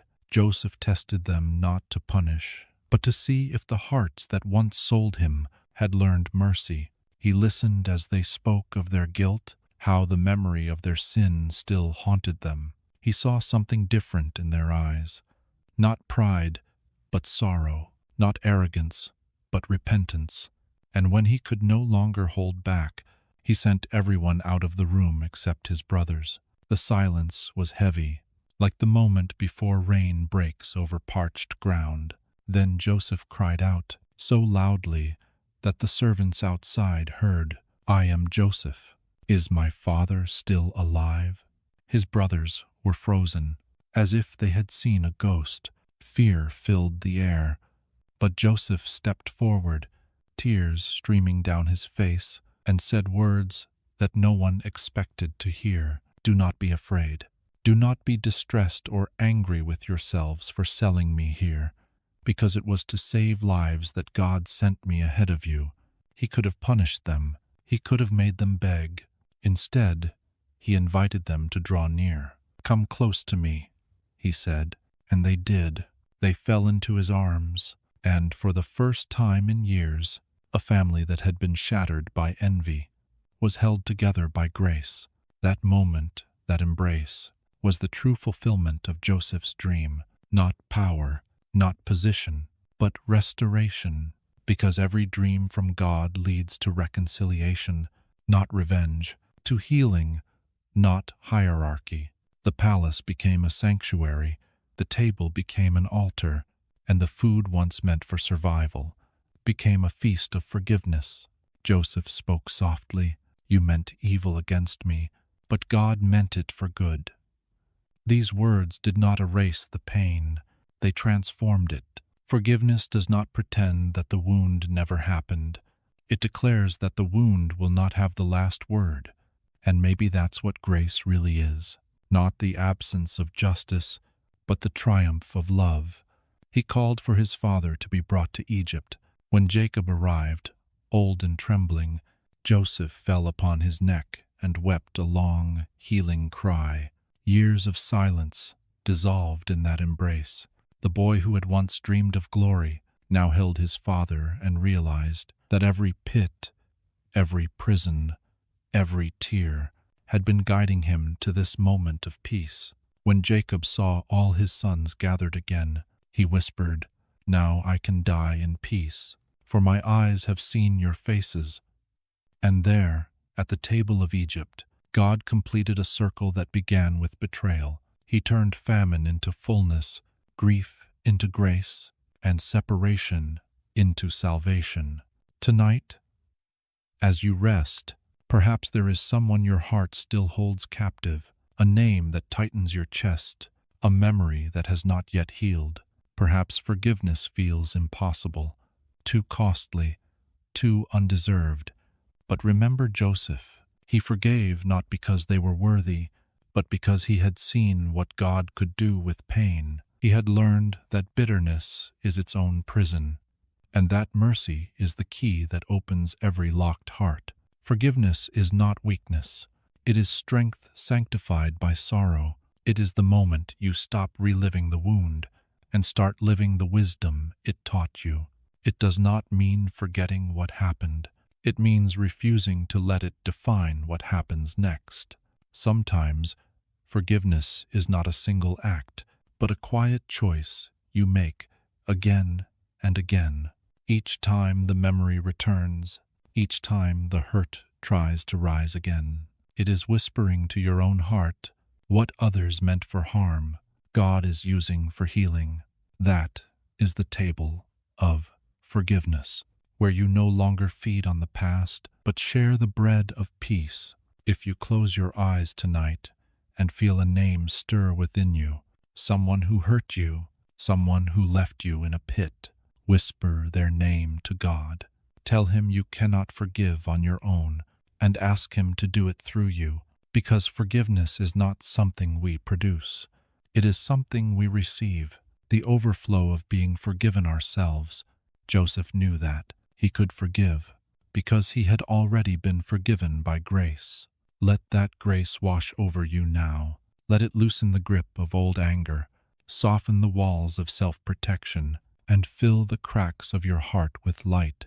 You do not have to carry the burden anymore.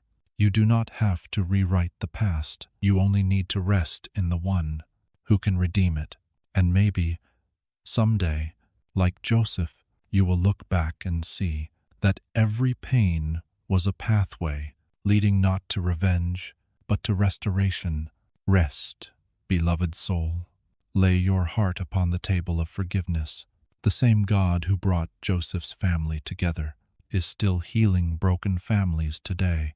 The same hands that held Joseph's tears now hold yours. Be still. You are safe. You are free. You are forgiven. The famine did not end quickly. It lingered across the land like a slow shadow, testing hearts and faith alike. But in Egypt, under Joseph's care, there was always bread. Every morning, as the storehouses opened, crowds gathered from distant nations, the air filled with the sound of hunger turning to hope, the shuffle of feet, the creak of carts, the quiet gasp of people who found, at last, what could keep them alive. And among them were Joseph's brothers, no longer the proud young men of Canaan, but weathered travelers carrying the memory of mercy. Joseph watched them come and go, their faces lined with repentance, their hands now open not to take, but to receive. And each time they bowed, he remembered the dream, the sheaves bowing before his sheaf. Yet now he saw its true meaning.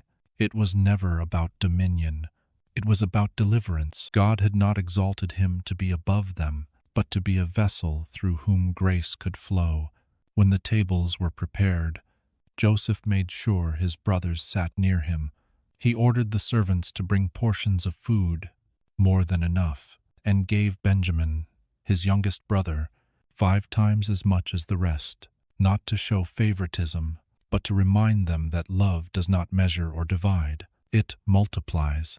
As they ate together, the air softened. Laughter, timid at first, rose between them like music long forgotten. The years of betrayal, of fear and guilt, were slowly washed away by the simple act of sharing bread. Bread, the most ordinary of things, had become holy. It was no longer just food for the body, but a sign of forgiveness made visible. Each piece, broken and passed, was an unspoken declaration. We are family again. Joseph looked at his brothers and saw not what they had done, but what God had done through them. Their cruelty had been a chisel in the hand of a Redeemer, carving grace out of grief. He thought of all the roads that had led here, the pit, the prison, the Pharaoh's court, and realized something sacred. It was all one journey, one thread woven by the same faithful hand. When Jacob, their father, came to dwell in Egypt, Joseph brought him before Pharaoh, and Pharaoh, moved by the old man's presence, asked, "How old are you?" Jacob replied, "Few and evil have been the days of my life." Yet standing beside him, Joseph could see that even the hard days had been held in mercy. He gave his family land in Goshen, a place of green pastures and peace. There they settled, and for the first time in decades, the house of Israel was safe, fed by the son they once rejected. It is one of the great reversals of Scripture, the rejected one becoming the Redeemer. And in that reversal lies a whisper of a greater story. Another son, once rejected by his own, would one day break bread and say, "This is my body, given for you." Just as Joseph opened the storehouses of Egypt, Christ opens the storehouses of heaven. Just as Joseph fed his brothers freely, Christ feeds us with grace that costs him everything. And just as those who once betrayed were invited to eat, we, too, are invited, not as servants, but as sons and daughters. Forgiveness, when it becomes bread, feeds not only the one who receives, but the one who gives. It turns pain into nourishment, loss into generosity, and sorrow into song. Maybe tonight, as you rest, you can picture yourself at that table, a place where old wounds are gone, where you are no longer hungry for approval, no longer starved for love. Before you lies bread that never runs out, and a host who never turns you away. He looks at you with eyes that have seen your famine, your failures, your fear, and still says, "Come, eat." The table of Joseph is a shadow, but the table of Christ is substance. The bread you taste in forgiveness is but a hint of the feast to come. And yet, even now, he feeds you with peace. He fills you with His presence. He satisfies your soul. Close your eyes for a moment. Breathe deeply. Imagine the warmth of light falling across that Egyptian hall. The laughter, the tears, the smell of fresh grain and oil and honey. Imagine Joseph looking up, seeing faces once filled with hatred, now softened by love. Imagine the quiet awe that fills the room, the realization that God really does make all things new. If you've ever felt betrayed, remember Joseph's table. If you've ever wondered why you walked through pain, remember the bread. For what was once meant to destroy you can one day become what sustains others. That is the mystery of grace. It multiplies when it is broken. Just as bread must be broken to feed, so must our hearts sometimes be broken to heal. And when you give that pain to God, He turns it into nourishment for others, still starving for hope. So tonight, rest in the abundance of His table. You are not empty. You are not forgotten. You are being fed from the storehouse of heaven. Eat freely of peace. Drink deeply of mercy. And know that the famine is over, not because the world has changed, but because love has found you. As you drift into rest, let gratitude fill your breath. Every inhale, a whisper, thank you for your grace. Every exhale, a release, I forgive as I have been forgiven. Sleep now in the peace of the one who prepares your table, even in the presence of your past, for His goodness and mercy will follow you all the days of your life, and you will dwell in the house of peace forever. The years had passed gently in Goshen. The famine was over. The land was green again, and laughter had returned to the house of Israel. Jacob, the old patriarch, lived to see his family restored, his sons reconciled, his grandchildren running freely in the sunlight of Egypt. And though he was far from Canaan, he carried within him the same promise that had begun long ago. Under the stars with Abraham, I will make you into a great nation. Now, near the end of his days, Jacob called for Joseph. His eyes were dim, but his spirit still burned bright. When Joseph entered the room, he bowed low, but Jacob reached for him with trembling hands. My son, he whispered, I never thought I would see your face again, and now God has let me see your children too. Tears glistened in both their eyes. Years of sorrow had become a single, sacred joy. Joseph brought his sons, Manasseh and Ephraim, to the bedside of their grandfather. He wanted the elder to receive the greater blessing. But Jacob, guided not by sight but by the Spirit, crossed his hands, placing his right hand on the younger and his left on the elder. Joseph tried to correct him. Father, he said softly, this one is the firstborn. But Jacob smiled through the fog of years and replied, I know, my son, I know, but his younger brother will be greater, and his descendants will become a multitude of nations. Then he blessed them both, saying, May the God before whom my fathers Abraham and Isaac walked, the God who has been my shepherd all my life to this day, the angel who has delivered me from all harm, may he bless these boys, may they be called by my name, and the names of my fathers, and may they increase greatly upon the earth. His voice quivered, but the words carried the weight of eternity. In that moment, the promise was passed on, not through strength, but through grace, not through lineage alone, but through faith in a God who shepherds generations. Joseph bowed his head, and the room seemed to still, as if heaven itself was listening. The years of pain, exile, and restoration had brought them here, to this quiet transfer of blessing, and in Jacob's trembling hands, the same God who once wrestled with him now rested with him. The old man leaned back on his bed and sighed, his heart full, his story complete. He had run, wrestled, wandered, but grace had followed him all the way home. He looked at Joseph and whispered, I am about to be gathered to my people, but God will surely come to you and bring you back to the land he promised. Even as his body weakened, his faith looked forward. For true blessing does not end with breath. It continues beyond time, carried by those who believe. When Jacob finally slept, it was not the sleep of loss, but of fulfillment. He had seen the faithfulness of God in the arc of his own story. The deceiver turned into Israel, the father of a nation blessed to be a blessing. Joseph wept beside him, but his tears were not despair. They were gratitude for a father's faith, for a God who keeps promises, and for the generations yet to come. He fulfilled Jacob's final wish, carrying his body back to Canaan, to the cave of Machpelah, the same resting place as Abraham and Isaac. And there, among the fathers of faith, Jacob was laid to rest, his bones a testimony that God's promises endure, even when eyes no longer see them. When Joseph returned to Egypt, his brothers grew fearful once again. They thought he might finally seek revenge, now that their father was gone. They came before him trembling and said, "Now that our father is dead, please forgive the sins of your servants." But Joseph, still weeping, replied, "Do not be afraid. Am I in the place of God?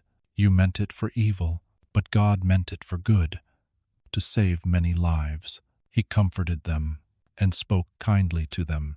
Even after all that had been taken from him, Joseph still chose peace, because those who live in the blessing of God no longer need to prove their worth. They simply reflect his heart. And so Joseph continued to live in Egypt, surrounded by his family, watching his children's children grow. The boy who once dreamed of power had become a man who carried peace. He understood now that true greatness is not in ruling others, but in blessing them. As he grew older, he often thought of his father's words, "God will surely come to you." And deep within his soul, Joseph believed it. The promise had not died. It never would, for blessing is not a moment, it is a movement. It flows from father to son, from generation to generation, until it reaches every heart willing to receive it. Tonight, as you rest, perhaps you can feel that same blessing near you, a quiet inheritance of faith, passed down not by blood, but by grace. You may not have had perfect fathers, but you have a perfect Father, the one who shepherds your life, who blesses you even when you cannot see it, who crosses his hands over your weakness, and places his right hand of favor upon your heart. You are chosen, not because of order, but because of love. You are blessed, not because of your perfection, but because of his promise. Let that truth settle into you like soft rain. Every breath, a benediction. Every heartbeat, a reminder. The God of your fathers walks with you still, and when you wake tomorrow, you will carry that same light forward, a living blessing, a continuation of his story. Sleep now in the peace of the Father's promise, for his covenant does not fade. It lives in every generation, in every heart that dares to believe. Time passed like a slow river winding through generations. The days of Jacob and Joseph became memories told by the fireside, stories of famine and forgiveness, of brothers reconciled, of dreams fulfilled by grace. But even as the people of Israel grew and multiplied in Egypt, a shadow began to gather. The memory of Joseph faded from Pharaoh's palace. A new king rose who did not remember the dreamer, nor the God who had saved his nation through him. And so, the promise entered a new season, one of silence and suffering. The Israelites were enslaved. Their songs became sighs. Their hands, once lifted in praise, now carried stones and straw. But even in bondage, the promise was not buried. Because the word of God does not die, it waits. Every cry of a child, every groan beneath the lash, rose like incense to heaven, and the God who had spoken to Abraham, who had wrestled with Jacob, who had walked with Joseph, was still listening. He heard, he remembered, he saw, and he knew. Generations came and went, But the thread of covenant did not fray. It stretched quietly through time, woven through hearts that still whispered the old stories at night of a God who calls, who rescues, who keeps his word. There was an old woman who told her grandson, "When the time is right, God will send someone." And the boy listened. The boy believed. And somewhere in that believing, faith was kept alive. The promise is like that. A light hidden beneath ashes, still burning, waiting for breath. Sometimes, beloved one, God's faithfulness feels like silence. It feels like exile, like prayers unanswered, like night that never ends. But the night is never final. The silence is not empty. It is pregnant with redemption, because when God seems to be doing nothing, he is often preparing everything. In Egypt, the Israelites forgot much: their language, their customs, even their confidence. But God never forgot them. His memory is perfect, his timing eternal. And while they built cities for Pharaoh, he was building deliverance for them. In the dark, unseen corners of history, he was shaping a baby named Moses, a child who would float upon the same river that once carried death and turn it into a path of life. But that is the next story. Tonight, rest in this one, the quiet, steadfast truth that what God begins, he finishes. The promise he made to Abraham, he reaffirmed to Isaac, renewed to Jacob, and preserved through Joseph. Even when men forgot, he remembered. When they fell silent, he spoke through dreams. When they were enslaved, he planned their freedom. When they saw only despair, he was already preparing deliverance. Because the covenant was never about circumstance. It was about character. The God of the fathers is faithful still. Perhaps you have promises too, beloved one. Words once whispered into your spirit that now feel distant, faded by disappointment or time. You wonder if they were ever real, if you misheard, if maybe they've died somewhere along the way. But promises made by God do not die. They wait, sometimes for years, sometimes for lifetimes, but always for the perfect moment. What he spoke in the light will not fade in the dark. What he began in your heart, he will bring to completion in his time. Maybe you can't see it yet. Maybe the weight of waiting has bent your back, made you question your worth, or dulled your faith. But even then, he is working. He is keeping his word, because the same voice that called Abraham out of his homeland now calls you out of your despair. The same hand that held Joseph in the prison now holds you in the waiting. The same light that guided Israel through the wilderness still flickers within your soul. The promise does not depend on your strength. It rests on his faithfulness. It does not need you to hold it up. It holds you. When the people of Israel groaned under oppression, they had forgotten who they were. But God had not, and soon he would remind them, not with thunder, but with fire that does not consume. But tonight, before that fire burns, before the sea splits, before the miracles return, there is rest. Rest in the truth that your story is not over. Rest in the faithfulness that outlasts failure. Rest in the covenant that even time cannot break. For the God of Abraham still watches, the shepherd of Jacob still guides, the Redeemer of Joseph still reigns, and the same promise, the one that crossed deserts, survived famines, and endured exile, is still alive in you. You are part of that unbroken thread, beloved one, woven into a tapestry of grace, older than the stars. You are not forgotten. You are remembered. You are loved by the God who never lets go. So let your heart be still. Let your soul breathe again. What he has promised, he will perform. And when the time comes, you will see his hand. Perhaps not in the way you expected, but in the way that redeems everything. Sleep, beloved one. The covenant still holds. The story is still being written. And even in the silence, God is preparing to speak again. From a burning bush, from a mountain of fire, from the voice that calls you by name. The desert was quiet, so quiet that even the wind seemed to kneel before the silence. Moses had walked this wilderness for 40 years, years long enough to forget the fire of his youth, years spent tending sheep instead of leading people. He no longer dreamed of greatness. He was content with simplicity. Sand beneath his feet, stars above his head, and the steady rhythm of solitude. He thought the story was over, but God was only turning the page. One ordinary morning, he led the flock beyond the wilderness, to the mountain of God Horeb, and there, in the stillness of the stones, he saw it, a bush burning with fire, yet not consumed. At first, he blinked, thinking perhaps it was a trick of the light, but the flame remained, alive, steady, holy. Moses drew closer, and when the Lord saw that he turned aside to look, God called to him from within the fire, "Moses, Moses," and he answered, "Here I am." Then came the words that changed everything.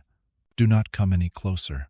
Take off your sandals, for the place where you stand is holy ground." Moses obeyed, trembling, and in that trembling he met the God of his fathers, the God of Abraham, the God of Isaac, the God of Jacob, the same God whose promise had not died, whose word had outlived slavery and sorrow.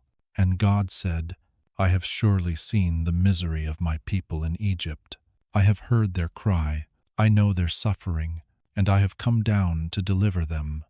For 400 years, heaven had seemed silent, but silence is never absence.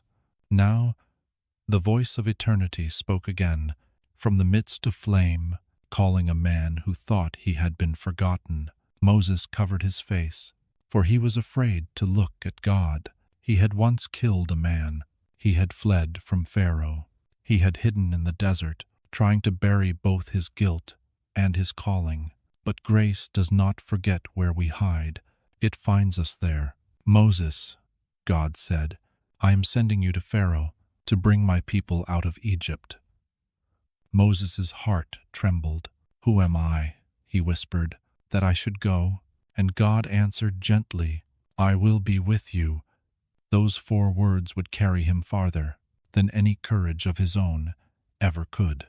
Sometimes, beloved one, God calls you from the very ground where you thought your purpose had died. He speaks in the places you least expect, through silence, through wilderness, through the fire that does not consume but refines. You may think your time has passed, that your mistakes have disqualified you, that the best of you is buried beneath the sand of yesterday. But God still calls your name. He still sets bushes aflame in your desert, not to punish, but to awaken. His fire does not destroy, it reveals. It burns away the noise, the fear, the excuses, until all that remains is truth. You were never forgotten. When Moses hesitated again, God asked him, "What is that in your hand?" He said, "A staff, something ordinary, something simple, something he had held for years." And God said, "Throw it down." It became a serpent, and when Moses reached for it again, it turned back into a staff. In that moment, Moses understood. God does not need new tools. He transforms the ones we already carry. He does not ask for perfection. He asks for surrender. The fire still burned. The voice still spoke. And though Moses protested, "I am slow of speech.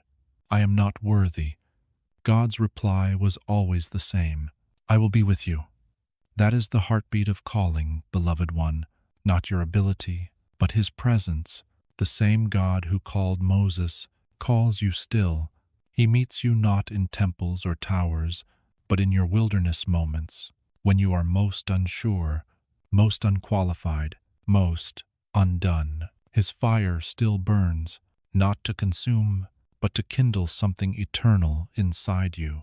Maybe your bush is not on a mountain. Maybe it's the quiet, stirring in your spirit, the ache that will not let go, the longing to make meaning out of your pain. That is the spark of God's voice. And when you turn aside to listen, He speaks your name too, softly, twice, as He did with Moses. Beloved one, take off your sandals. The ground of your life, even the broken parts, is holy, for the place of your pain is often the very place of His presence. He sees your struggle, He hears your sighs, He knows your fears, and He comes down still, not in wrath, but in mercy. The bush keeps burning because His love does not fade. The fire endures because His promise still lives. So tonight, if you feel forgotten, if your wilderness has stretched too long, remember this moment. God is nearer than He seems. The silence is breaking. The call is coming. He does not ask you to be ready. He asks you to be willing. He does not promise the road will be easy, but He promises it will be holy. And just as the fire did not consume the bush, so His presence will not consume you. It will fill you and steady you and guide you into freedom, not only your own, but for those still waiting in darkness. Rest now, beloved one. The God who spoke through fire still speaks through love. The same voice that called Moses by name now calls you, and as you drift into sleep, you can almost hear it, that gentle whisper, glowing like flame in the night. I have seen your pain. I have heard your cry. I know your heart, and I am with you. Sleep in that truth. The fire burns still, and the story of deliverance has only just begun. The fire still burned. Its light danced softly upon the stones, casting golden shadows that seemed to breathe. Moses stood barefoot before the mystery, the bush that burned but was not consumed, the voice that spoke yet was not seen, and his heart trembled not with fear, but with awe. He had asked, "Who am I, that I should go?" And God had answered, "I will be with you." But now Moses asked another question, one that every searching soul has asked in the quiet of their heart. "Who are you?" It was not defiance, it was longing, the cry of one who had tasted the silence and yearned to know the voice behind it. And God said, "I am who I am," not a title, not a name to be possessed, but a presence eternal, unchanging, alive. "I am," He said, "the same yesterday, today, and forever." It was as if all creation paused to listen. The wind stilled, the fire glowed brighter, the earth itself seemed to whisper the echo, "I am." This was no distant deity. This was being itself, the God who is, not the God who was, nor the God who will be, but the one who is always, everywhere, within all things. I am who I am. I am existence. I am breath. I am the pulse behind every heartbeat. I am the love that endures every sorrow. I am the light that darkness cannot overcome. Moses had asked for a name, and God had given him a revelation. "Tell the people of Israel, I am has sent me to you." And with that, Moses realized something sacred. The one who sends him is not limited by time or place. He is the God of the present moment, the God who meets us now. Sometimes, beloved one, you look to the past and ache for what was, or you reach for the future, hoping for what might be. But God whispers into the middle of it all, "I am." He is not found in what is past, nor only in what will come, but in the breath you are taking right now. Every inhale carries His presence.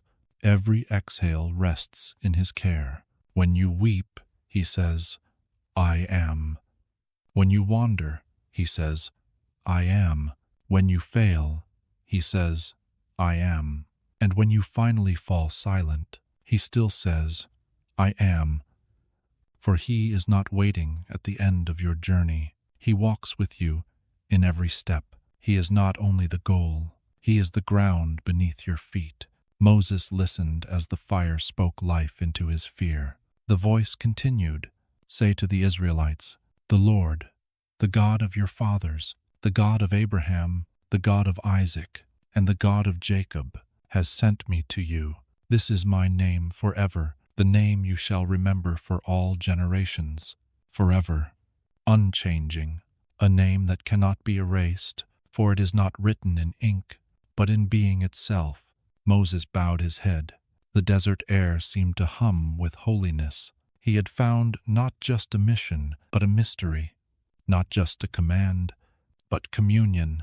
The fire was still burning, but it was no longer outside him. It had begun to burn within, because when God reveals his name, he does not give information, he gives himself. I am means he is with you in the wilderness. He is with you in the waiting. He is with you when no one else stays. He is not only the fire that calls you, he is the flame that keeps you. Sometimes, beloved one, you search for names to call your pain, failure, loss, disappointment, but over every one of them, he writes his name. I am with you in your loneliness. I am your peace in the storm. I am your rest when you cannot rest. I am your healing when nothing else can heal. No other name can hold so much life. No other voice can quiet so much fear. When you whisper his name, you are not calling someone far away. You are awakening to the presence already near. Close your eyes now. Imagine that same fire flickering in your heart. Steady, unconsuming, eternal. It glows not to destroy, but to remind you that you are never alone. And as the night deepens, you may hear it too. That same whisper that once echoed through the desert, soft as breath, strong as forever. I am with you. I am for you. I am in you. Rest in that holy name tonight, beloved one. When the world feels uncertain, he remains the same. When the path seems hidden, his presence lights each step. You need not understand all things. You only need to remember his name. For it is the name that outlasts kings and kingdoms, the name that comforts the weary, the name that holds every heart that calls to him. I am who I am, and because he is, you are never without hope. Sleep now, beloved one. The fire still burns, and the name still whispers across the silence of time. A promise, a presence, a peace that will never fade. The desert wind had carried the echo of God's name, and now it flowed like a river through Moses' soul. The man who once ran from Egypt was now returning, not with anger, but with a trembling obedience. The staff that had guided sheep in the wilderness was now the staff of wonders. The same hands that once hid his face from the flame would soon be lifted before kings. But Moses was still human. The road ahead was not lined with glory. It was heavy with fear and dust and doubt. Even as he walked, his heart whispered the same question you may know so well. Beloved one, will they listen to me?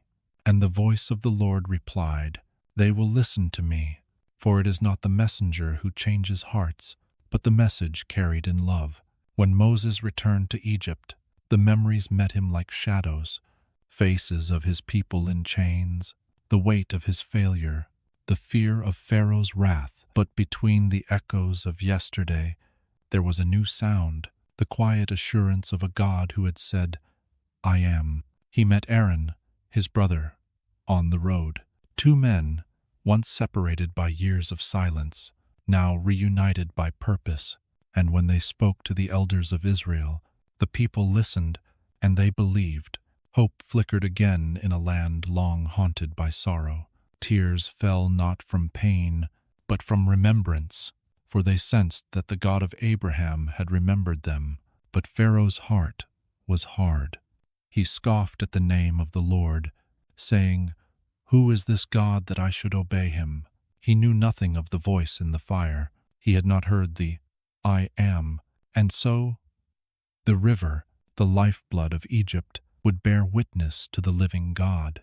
At the Lord's command, Moses stretched out his hand over the Nile. The same water that had once carried him as an infant now turned crimson beneath his staff. The river of life became a river of blood, not as vengeance, but as a sign. Life without God becomes death. The fish died, the air filled with the scent of decay, and the people began to fear. But Pharaoh's heart, like stone beneath a storm, remained unmoved. The God of slaves did not impress the God of kings. And yet, beloved one, every act of defiance was met not with rage, but with mercy. God's purpose was not to destroy Egypt, but to reveal himself to all. For even in judgment, there was an invitation to turn, to listen, to believe. One plague followed another, each one a message written across the land. The God of Israel is the God of creation. The Nile, the sky, the earth, all obey his word. And behind every sign was a whisper, I am the Lord. I am here.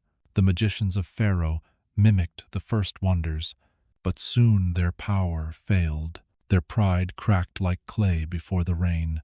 They came to Pharaoh and said, This is the finger of God. But Pharaoh would not bow.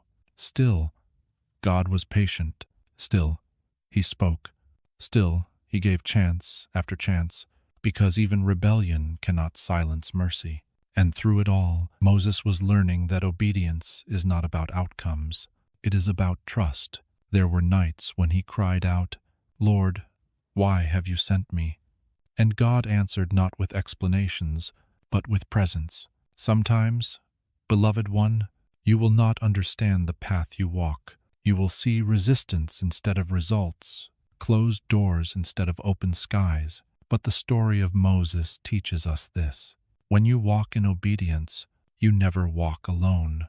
The same God who turned the river to blood can turn your fear into faith. He can take the very waters that once threatened to drown you and make them bear witness to his glory. Every no from Pharaoh was simply another note in the song of deliverance that God was writing, because when hearts harden, he does not retreat, he reveals. And as the plague swept through Egypt, Moses began to see what deliverance really meant. It was not only freedom from chains, it was freedom from fear, freedom from the gods of this world, freedom from the lie that power can save. Each sign was mercy disguised as judgment, a call for all people, even Pharaoh, to know the truth. There is only one voice that speaks life, and through every thunder, every locust, every shadow, that voice still whispered, I am. The night before the final sign, the air was heavy, as if creation itself was holding its breath. The moon hung over the river that had once run red, now quiet again, reflecting a light that would soon shine brighter, not in the heavens, but in blood upon the doorposts. But that is the next story. For now, rest in this one. Beloved one, the story of a God who speaks through rivers, through wind, through trembling hearts. A God who turns deserts into holy ground and slaves into sons. You may not see the end yet, but his voice is still guiding your steps. You may not understand the storm, but the river still flows toward redemption. The same God who spoke to Moses still speaks to you. He still calls you by name. He still says, I have seen your pain, and I have come down to deliver you. So let your heart be still. Listen again for his whisper among the waters. It sounds like breath. It sounds like mercy. It sounds like freedom. And as you drift into rest, know that even the rivers obey him. The Nile turned red, but your soul will be washed white. The earth trembled under judgment, but your heart will rest under grace. For the voice that spoke to the river now speaks peace to you. The same I am still is. In your fear, in your waiting, in your dreams. Sleep, beloved one. The river flows on, carrying the promise of deliverance. And soon its waters will part, not in wrath, but in wonder. The night was still. The wind had ceased. Even the stars seemed to hold their breath. Egypt slept, but heaven was awake. for this would be the night when judgment passed through the land, and grace, too. Moses stood before his people, his face lit by the soft glow of oil lamps. The air was thick with both fear and faith. He spoke the words the Lord had given him, words that would become the heartbeat of redemption for generations to come. Each family must take a lamb, he said, a male without blemish, a year old. You shall keep it until the 14th day, then you shall kill it at twilight. They listened, silent, their hearts pounding beneath the weight of the command. And you shall take some of the blood, and put it on the 2 doorposts, and on the lintel of the houses where you eat it, for tonight the Lord will pass through the land of Egypt. There was no noise, no thunder, no trembling of the earth, only the stillness before the holy. Each family obeyed. Each door was marked. Each drop of blood became a promise. This house belongs to God. As the lambs were slain, a fragrance of fire and sorrow filled the air, sorrow for the innocent, but faith in the unseen. And as they ate the roasted lamb with bitter herbs, they remembered the bitterness of bondage, the long years of silence, and the God who had finally spoken again. Inside every home, the people waited. Outside, the angel of death passed through the streets, but wherever he saw the blood, he passed over. The cry that rose from Egypt that night was unlike any sound the world had ever heard. It was the sound of grief and awe mingled together, the cost of sin and the mercy of God. But in the homes of those who trusted the promise, there was peace, there was light, there was life. The first Passover was not about escape. It was about covering, a sign that judgment had already fallen, not on them, but on the Lamb, because where blood is shed, mercy begins. Centuries later, beloved one, another Lamb would stand in the twilight of the world. He too would be without blemish. He too would be slain. And once again, the blood would speak, not on wooden doorposts, but on a wooden cross. The story of the Passover is not only about Israel, it is about you. You were never meant to bear judgment alone. The price has been paid, the blood has been spilled, and the door has been marked. When the enemy comes to steal your peace, the mark still stands. When guilt whispers your name, the blood still speaks louder. When death itself approaches, it must pass over you, for you belong to the Lamb. This is not a tale of wrath. It is a love story written in crimson grace.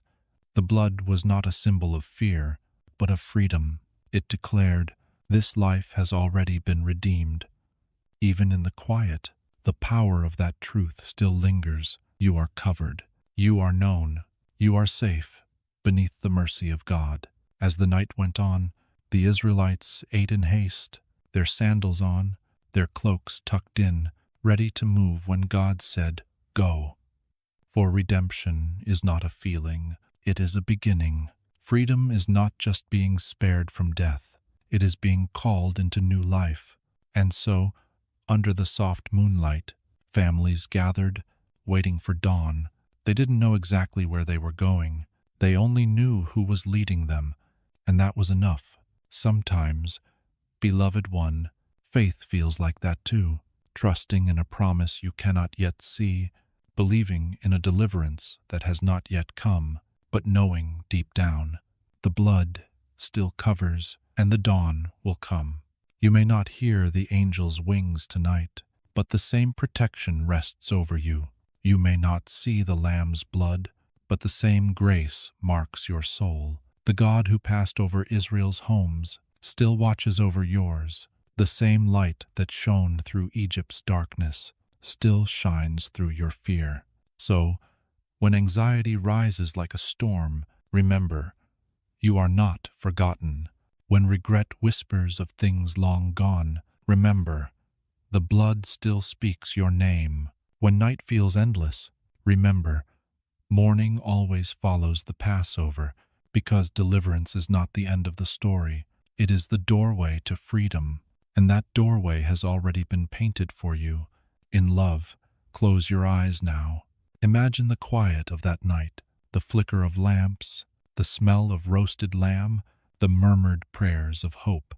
And then, imagine the unseen, the hand of God tracing over your life, marking it not with judgment, but with mercy. He whispers again, softly, as he did that ancient night, "When I see the blood, I will pass over you. You are not condemned. You are not forgotten. You are covered." Rest in that truth, beloved one. The same God who delivered Israel has delivered you. The same blood that shielded them still redeems today. Sleep beneath that covering. Sleep in the shadow of the Lamb. Sleep, knowing that nothing, not fear, not failure, not even death, can cross the threshold of a soul sealed in His grace. The night may still be dark, but morning is coming, and when it does, the doors will open wide, and the people of God will walk free into promise, into light, into life that never ends. The night was thick with silence. Behind them, the echo of hooves. Before them, the endless sea. The people of Israel stood caught between terror and trust. The torches of Pharaoh's army glowed on the horizon, and the waves crashed cold and dark before their feet. Mothers held their children close. Elders trembled. Even Moses felt the weight of fear press upon his chest. He had obeyed, he had spoken, he had believed, and yet now they were trapped. It is in moments like these, beloved one, that faith feels most impossible, when every path forward is closed and every road back leads only to pain. But the God who brought them here had not brought them to die. The pillar of cloud moved from before them to behind, a wall of divine presence standing between the people and their pursuers. On one side, darkness; on the other, light. Even in chaos, He divided the night. Then the Lord spoke to Moses, "Lift up your staff, stretch out your hand over the sea and divide it." The words sounded impossible, but Moses obeyed. He raised his staff.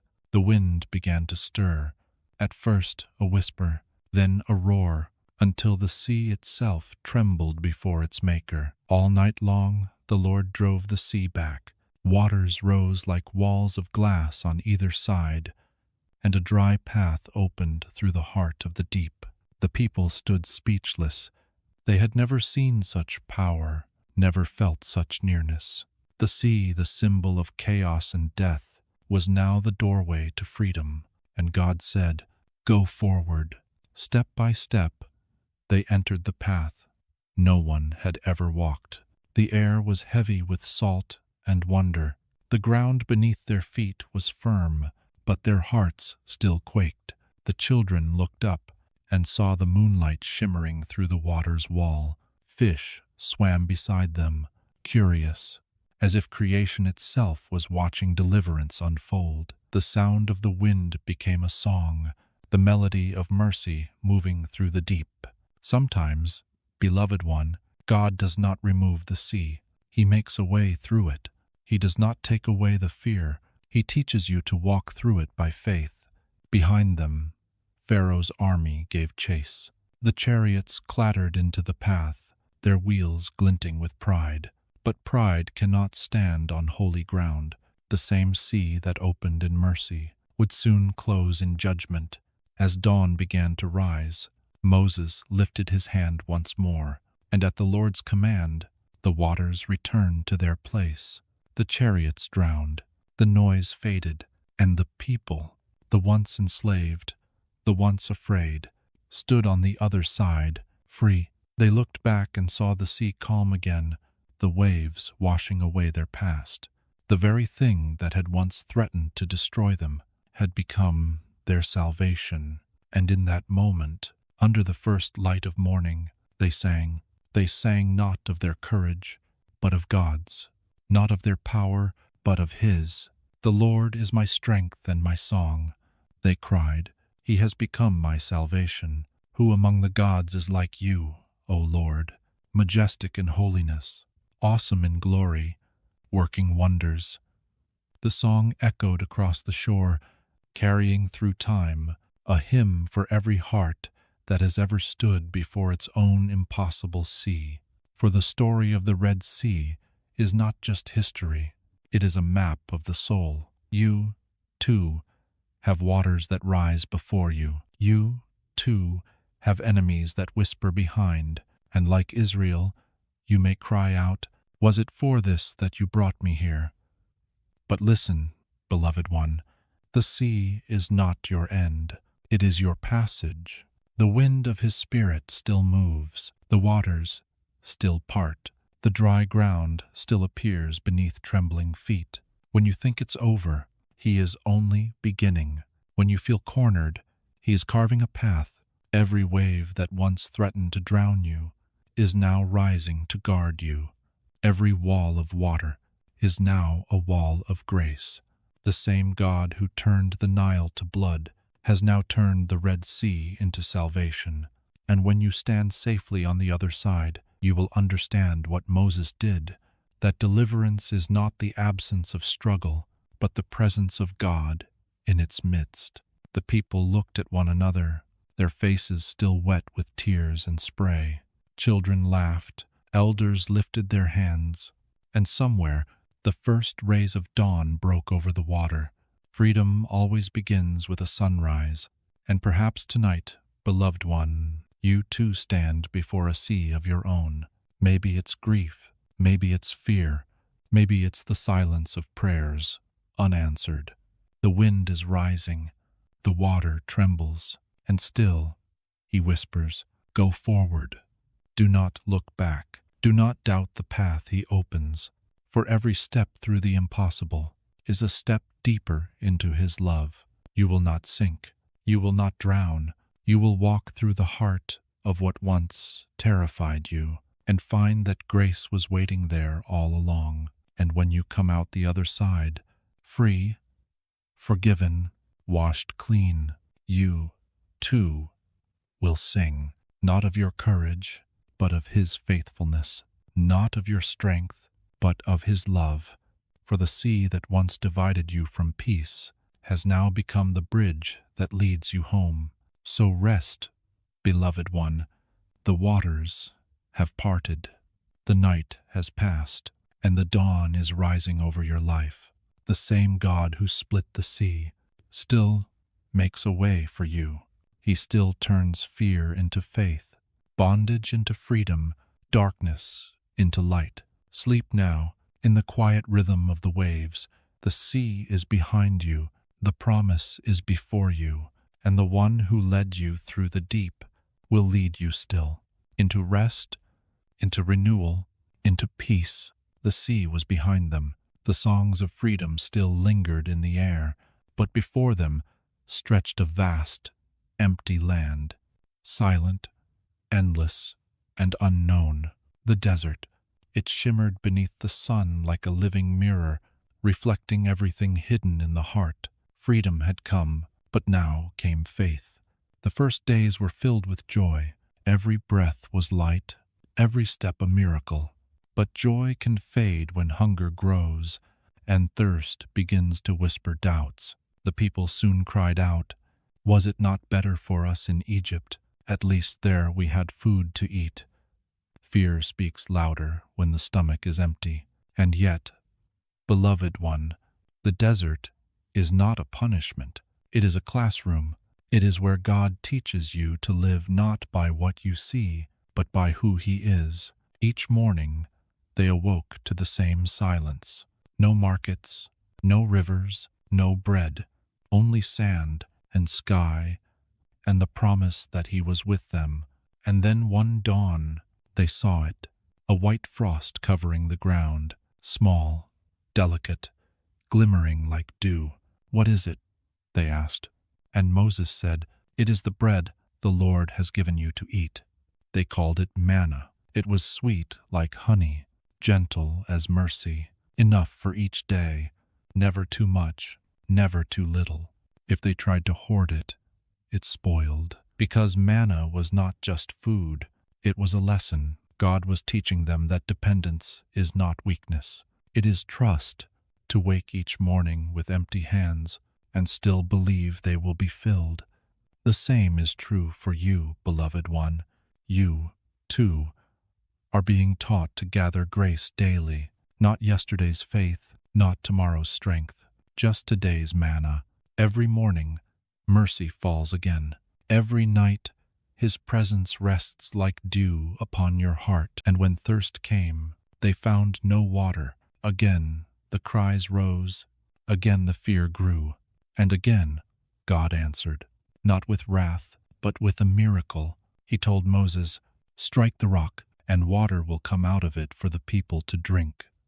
Moses obeyed. He lifted his staff and struck the stone, and from the hard, lifeless rock flowed a stream of living water.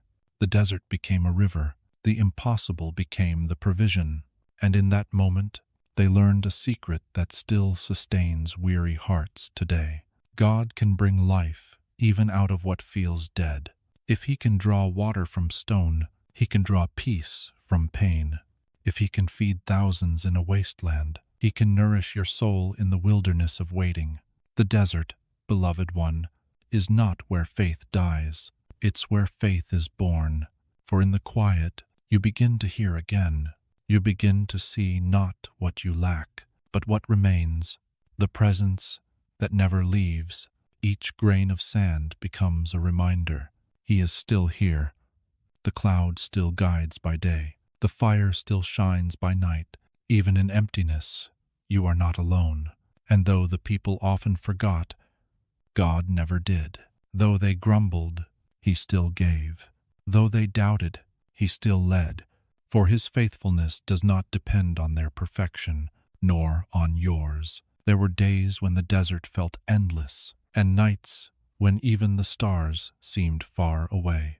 But beneath every silence, His promise was still alive. I will bring you to a land flowing with milk and honey. That land was not only a destination, it was a reflection of His heart, a place where trust would become rest. But first, they had to learn that freedom without faith is just another kind of slavery. They had to unlearn the fear of Egypt and remember the sound of His voice. And maybe you, beloved one, are walking through a desert of your own, a season where prayers seem unanswered, where days feel dry, where your soul aches for rain. Listen closely. This is not abandonment. This is preparation. God is training your heart to live on daily bread, to find Him not only in miracles, but in mornings. The desert is where He strips away the noise, so you can finally hear what's real. And what's real is this: He is your sustenance. He is your shade. He is your song in the dry places. When you feel lost, look for the cloud. When the night feels cold, look for the fire. When the ground feels barren, listen. The rock is about to flow. Every dry place hides a spring. Every silence hides a word. Every desert hides a promise. Rest tonight, beloved one. You are not forgotten in your wilderness. You are being formed. The same God who fed Israel from heaven feeds your spirit now. The same hand that drew water from stone still draws living water from your tears. The desert may be long, but the promise still waits. And though your feet ache, you are walking toward abundance, toward peace, toward home. Sleep beneath the stars that watched them long ago. The same wind that carried their prayers carries yours. The same God who led them leads you, and when dawn comes, you will rise again, not because the desert has ended, but because you have learned that even here, in this quiet place, He is enough. The desert had grown quiet again. No songs, no crowds, only wind and sand and the slow heartbeat of time. Moses sat alone at the edge of the camp, watching the horizon fade into gold and shadow. The people slept, the fires burned low, and for the first time in many years, there was silence. A silence so deep it almost spoke. He remembered the thunder on Sinai, the mountain that shook, the fire that burned without consuming. He had heard God's voice in power, in command, in cloud, in flame. But now, the voice was different. It did not shout. It did not shake the earth. It waited, soft as breath, nearer than heartbeat. And somewhere in that stillness, Moses began to understand. God's loudest voice is often a whisper, because love does not need to raise its tone to be heard. Sometimes, beloved one, we crave miracles, flashes of light, thunder from heaven, answers that make the earth move. But the deepest miracles are often found in stillness, when you are finally quiet enough to stop telling God what you need and start hearing what He has already said. The silence is not emptiness, it is invitation. It is the space where His presence becomes real again, where your racing thoughts slow down and your heart begins to remember its rhythm. In that quiet, God does not scold. He soothes. He does not demand. He draws near. The whisper comes not to those who shout, but to those who wait. It says, I am here. It says, you are mine. It says, be still and know. Moses looked up at the night sky. The stars above him were the same ones Abraham once counted, the same ones that watched Jacob dream, the same ones that shimmered above Joseph's chains. And in that light, he realized something eternal.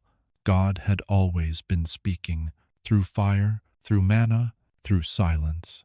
Every moment, every breath was a word from Him. And perhaps, beloved one, you have been searching for that voice too, the one that can quiet your fears, heal your grief, and remind you that you still belong. You keep waiting for thunder, for signs, for certainty, but He is already speaking. In the gentleness of night, in the hush between your thoughts, the silence you fear is not abandonment, it is communion. Close your eyes, listen.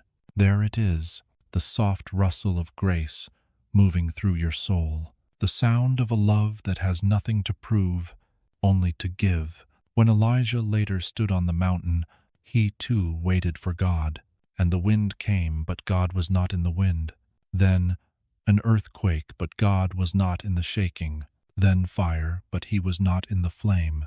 And after the fire, a still, small voice, a whisper that could split a heart more surely than thunder. That same whisper speaks to you now. It does not call you by your failures, but by your name. It does not remind you of what you lost, but of who you are. It does not command you to be strong. It invites you to rest, because faith is not found in noise, but in knowing you are held even when heaven feels silent. So breathe, beloved one. Let the quiet wrap around you like a soft cloak. You don't have to fill it. You don't have to fix it. You just have to feel it. The holy hush that says, you are not alone. Maybe your prayers have turned into sighs.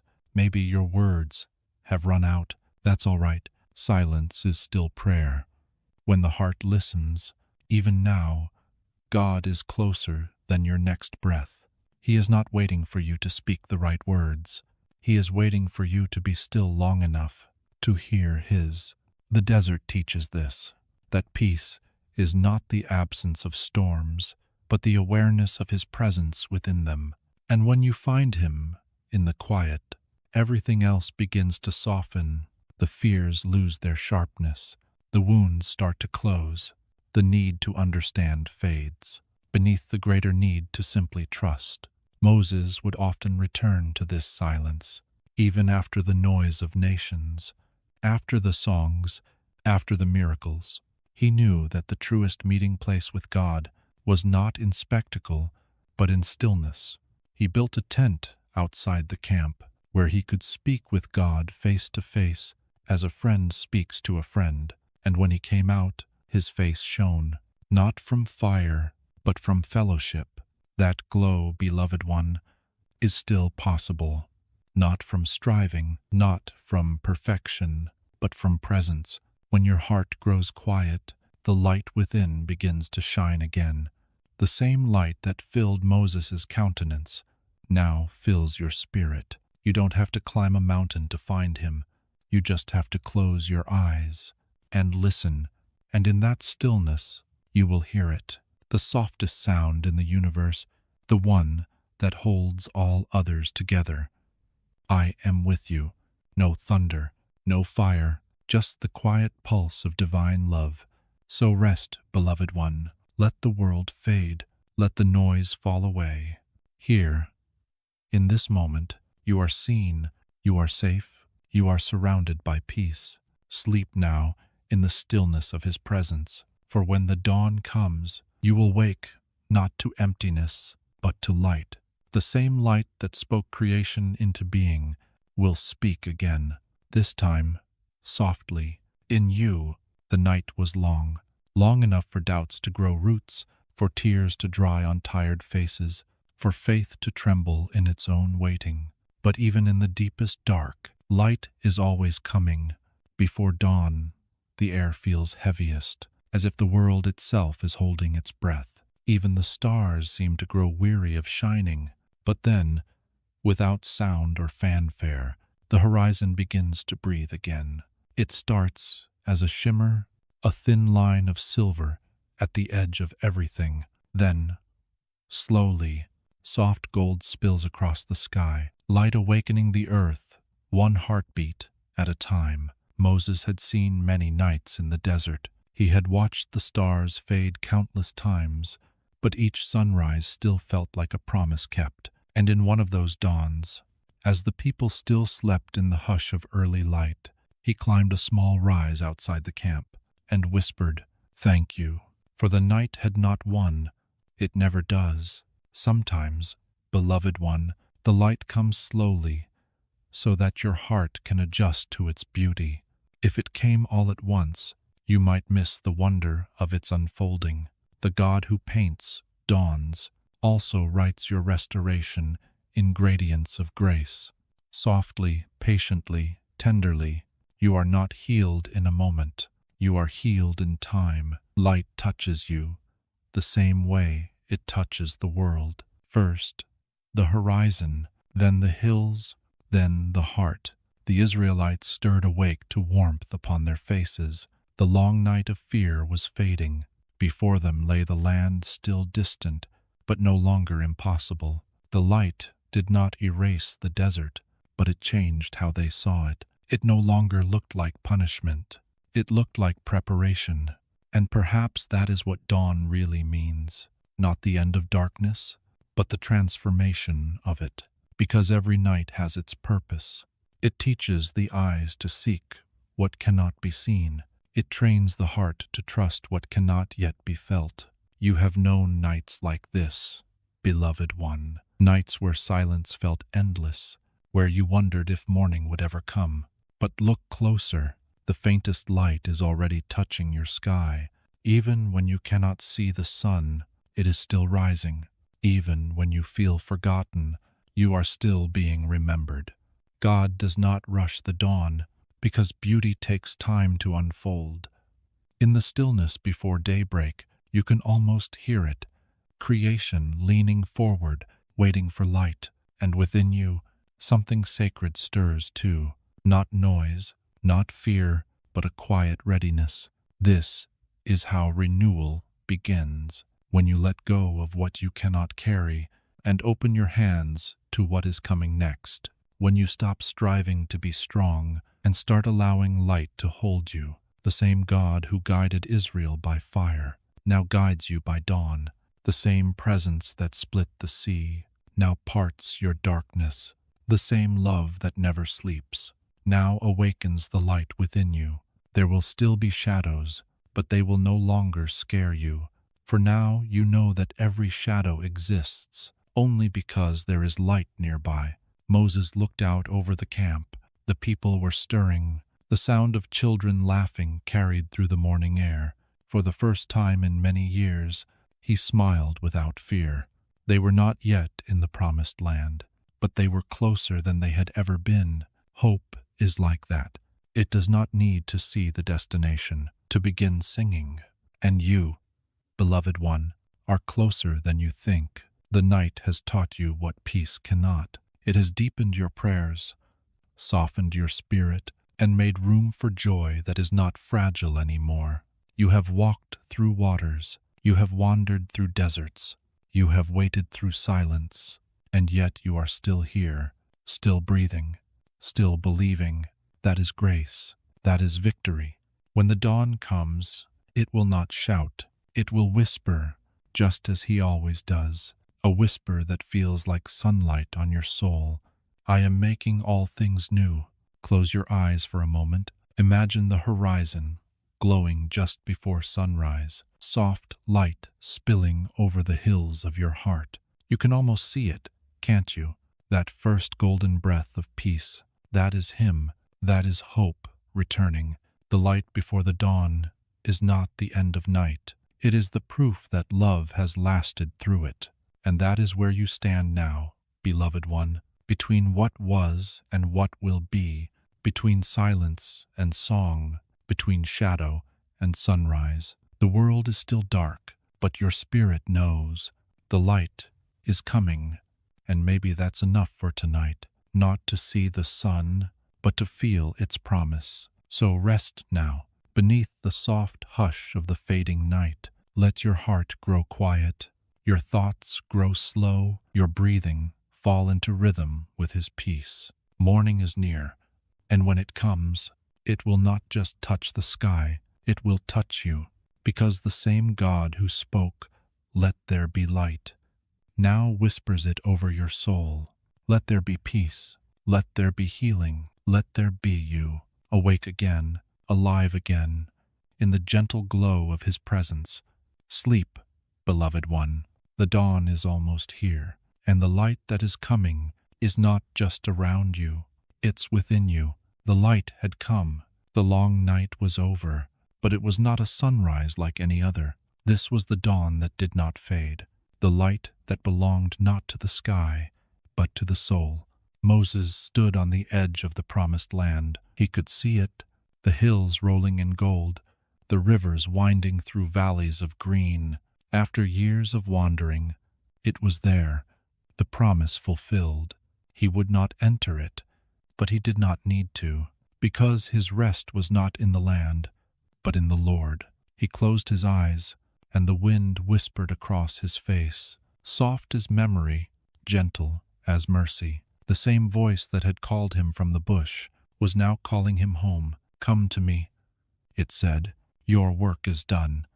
And in that breath, the story of deliverance found its peace. The God who had split seas and sent manna, who had spoken from fire and from silence, now spoke in love, and his voice did not command this time. It comforted. "Rest, my servant," he whispered. "You have seen my faithfulness in the fire and in the rain, in the hunger and in the harvest. Now see it in peace." Sometimes, beloved one, the end of the journey is not an ending at all. It is a beginning without fear. You, too, have walked through your own wilderness. You have faced storms that no one else saw. You have carried burdens that few could understand. And yet, here you are, still breathing, still believing. That, too, is a miracle. The same God who guided Moses through the desert has guided you through the shadows. The same light that led Israel by night has been leading you even when you didn't see it. Every tear you shed watered the ground for something holy to grow. And now, the journey quiets, not because the world has stopped moving, but because your heart has learned stillness. Not because everything is fixed, but because you have found the one who holds everything. This is eternal rest, not the end of life, but the fullness of it. Not sleep as escape, but sleep as surrender. The kind of peace that does not need reasons, only presence. He is here, beloved one. The same voice that called creation into being is breathing peace over you now. The same hands that parted the sea now cradle your soul. "Be still," he whispers again, "and know that I am God." You have journeyed through darkness and light, through questions and answers, through fear and faith.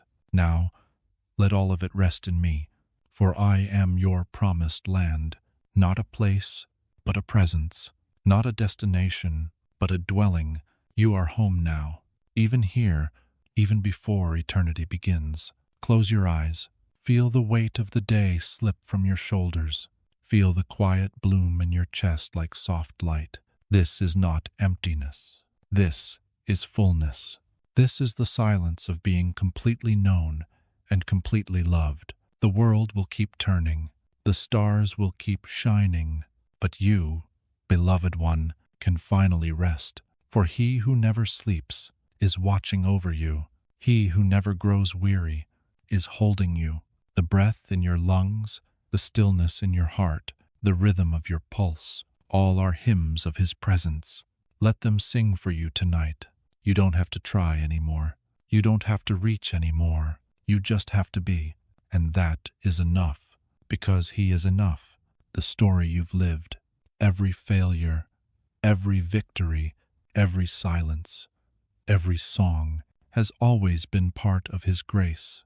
Nothing was wasted. Nothing was forgotten. Even the nights that felt empty were filled with his unseen light. And now, as you drift into sleep, that light becomes the air around you, soft, golden, eternal. In heaven's rhythm, you are already at rest. The angels sing softly, not a song of triumph, but of tenderness. They sing of a God who keeps his promises, who turns wandering into wonder, who transforms weary hearts into sanctuaries of peace.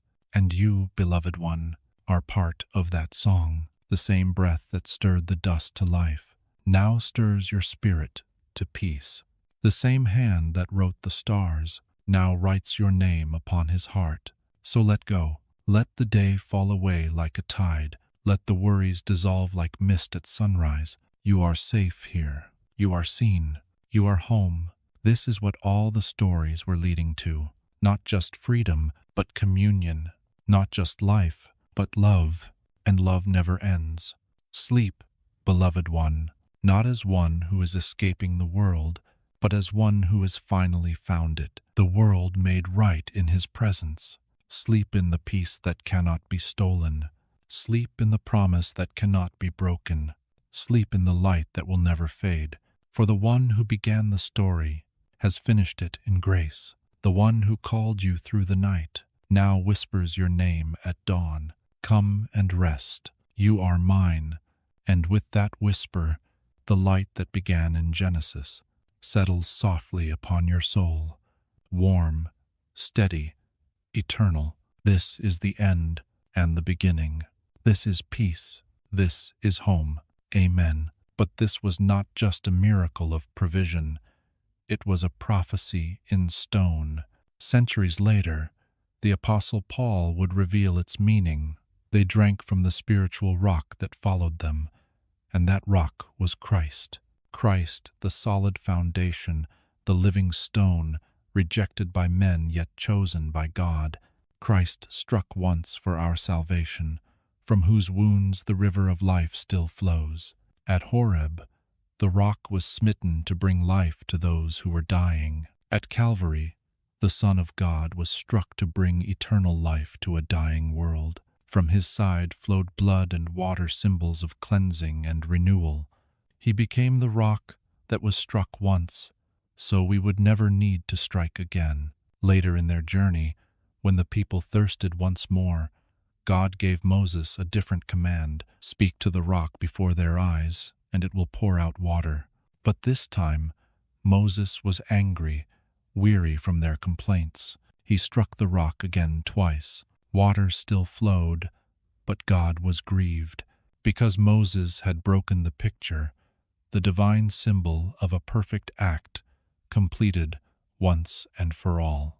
The rock needed only one strike, just as Jesus' sacrifice was once, complete, never to be repeated.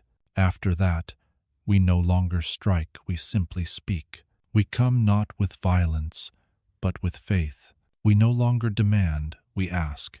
We no longer earn, we receive.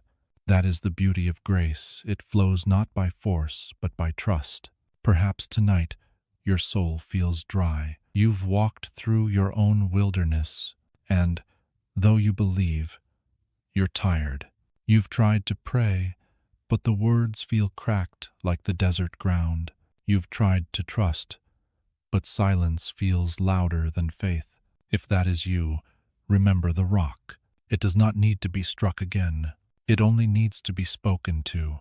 You don't have to shout. You don't have to prove your thirst. Just whisper, "Lord, I need your water." And he will answer not with thunder, but with flow. The same spirit that turned stone into spring will turn your dryness into song, because his river still runs through the cracks of your heart, through the wilderness of your waiting. It is not a flood that destroys, but a stream that restores. Every drop that flows from that rock carries life. Life for your wounds, peace for your fears, strength for your weakness, hope for your tomorrow. He is the God who gives living water to those who do not deserve it, the God who refreshes before we repent, who pours before we promise, who loves before we understand. So drink, weary heart, drink deeply. This water does not run dry. The same hand that struck the rock in mercy now cups it in grace and holds it out to you. There is no thirst too deep, no sin too heavy, no heart too broken. You don't have to search for the source. He has already found you. You don't have to earn the flow. You are already standing where it runs. All he asks is that you open your heart. All he offers is himself. Listen, can you hear it? The soft rush beneath the silence, that's the sound of grace moving again. The river that began at Horeb still flows tonight, unseen yet unending, and as you breathe, feel it. The coolness of peace washing over the dryness within. Let it fill you slowly until the ache begins to ease, until your soul begins to remember that it is loved. You were never meant to carry your thirst alone. The rock was struck so you could rest. The water was given so you could be whole. Rest in that truth. Rest in the flow that does not stop. Rest in the presence of the one who was broken to make you whole. And as the last drops of the desert's thirst fade into silence, you'll find your heart no longer hollow but full, full of living water, full of peace. And from that fullness will come something new, a quiet hunger for the bread that satisfies, the manna that came down from heaven, the true nourishment of your soul.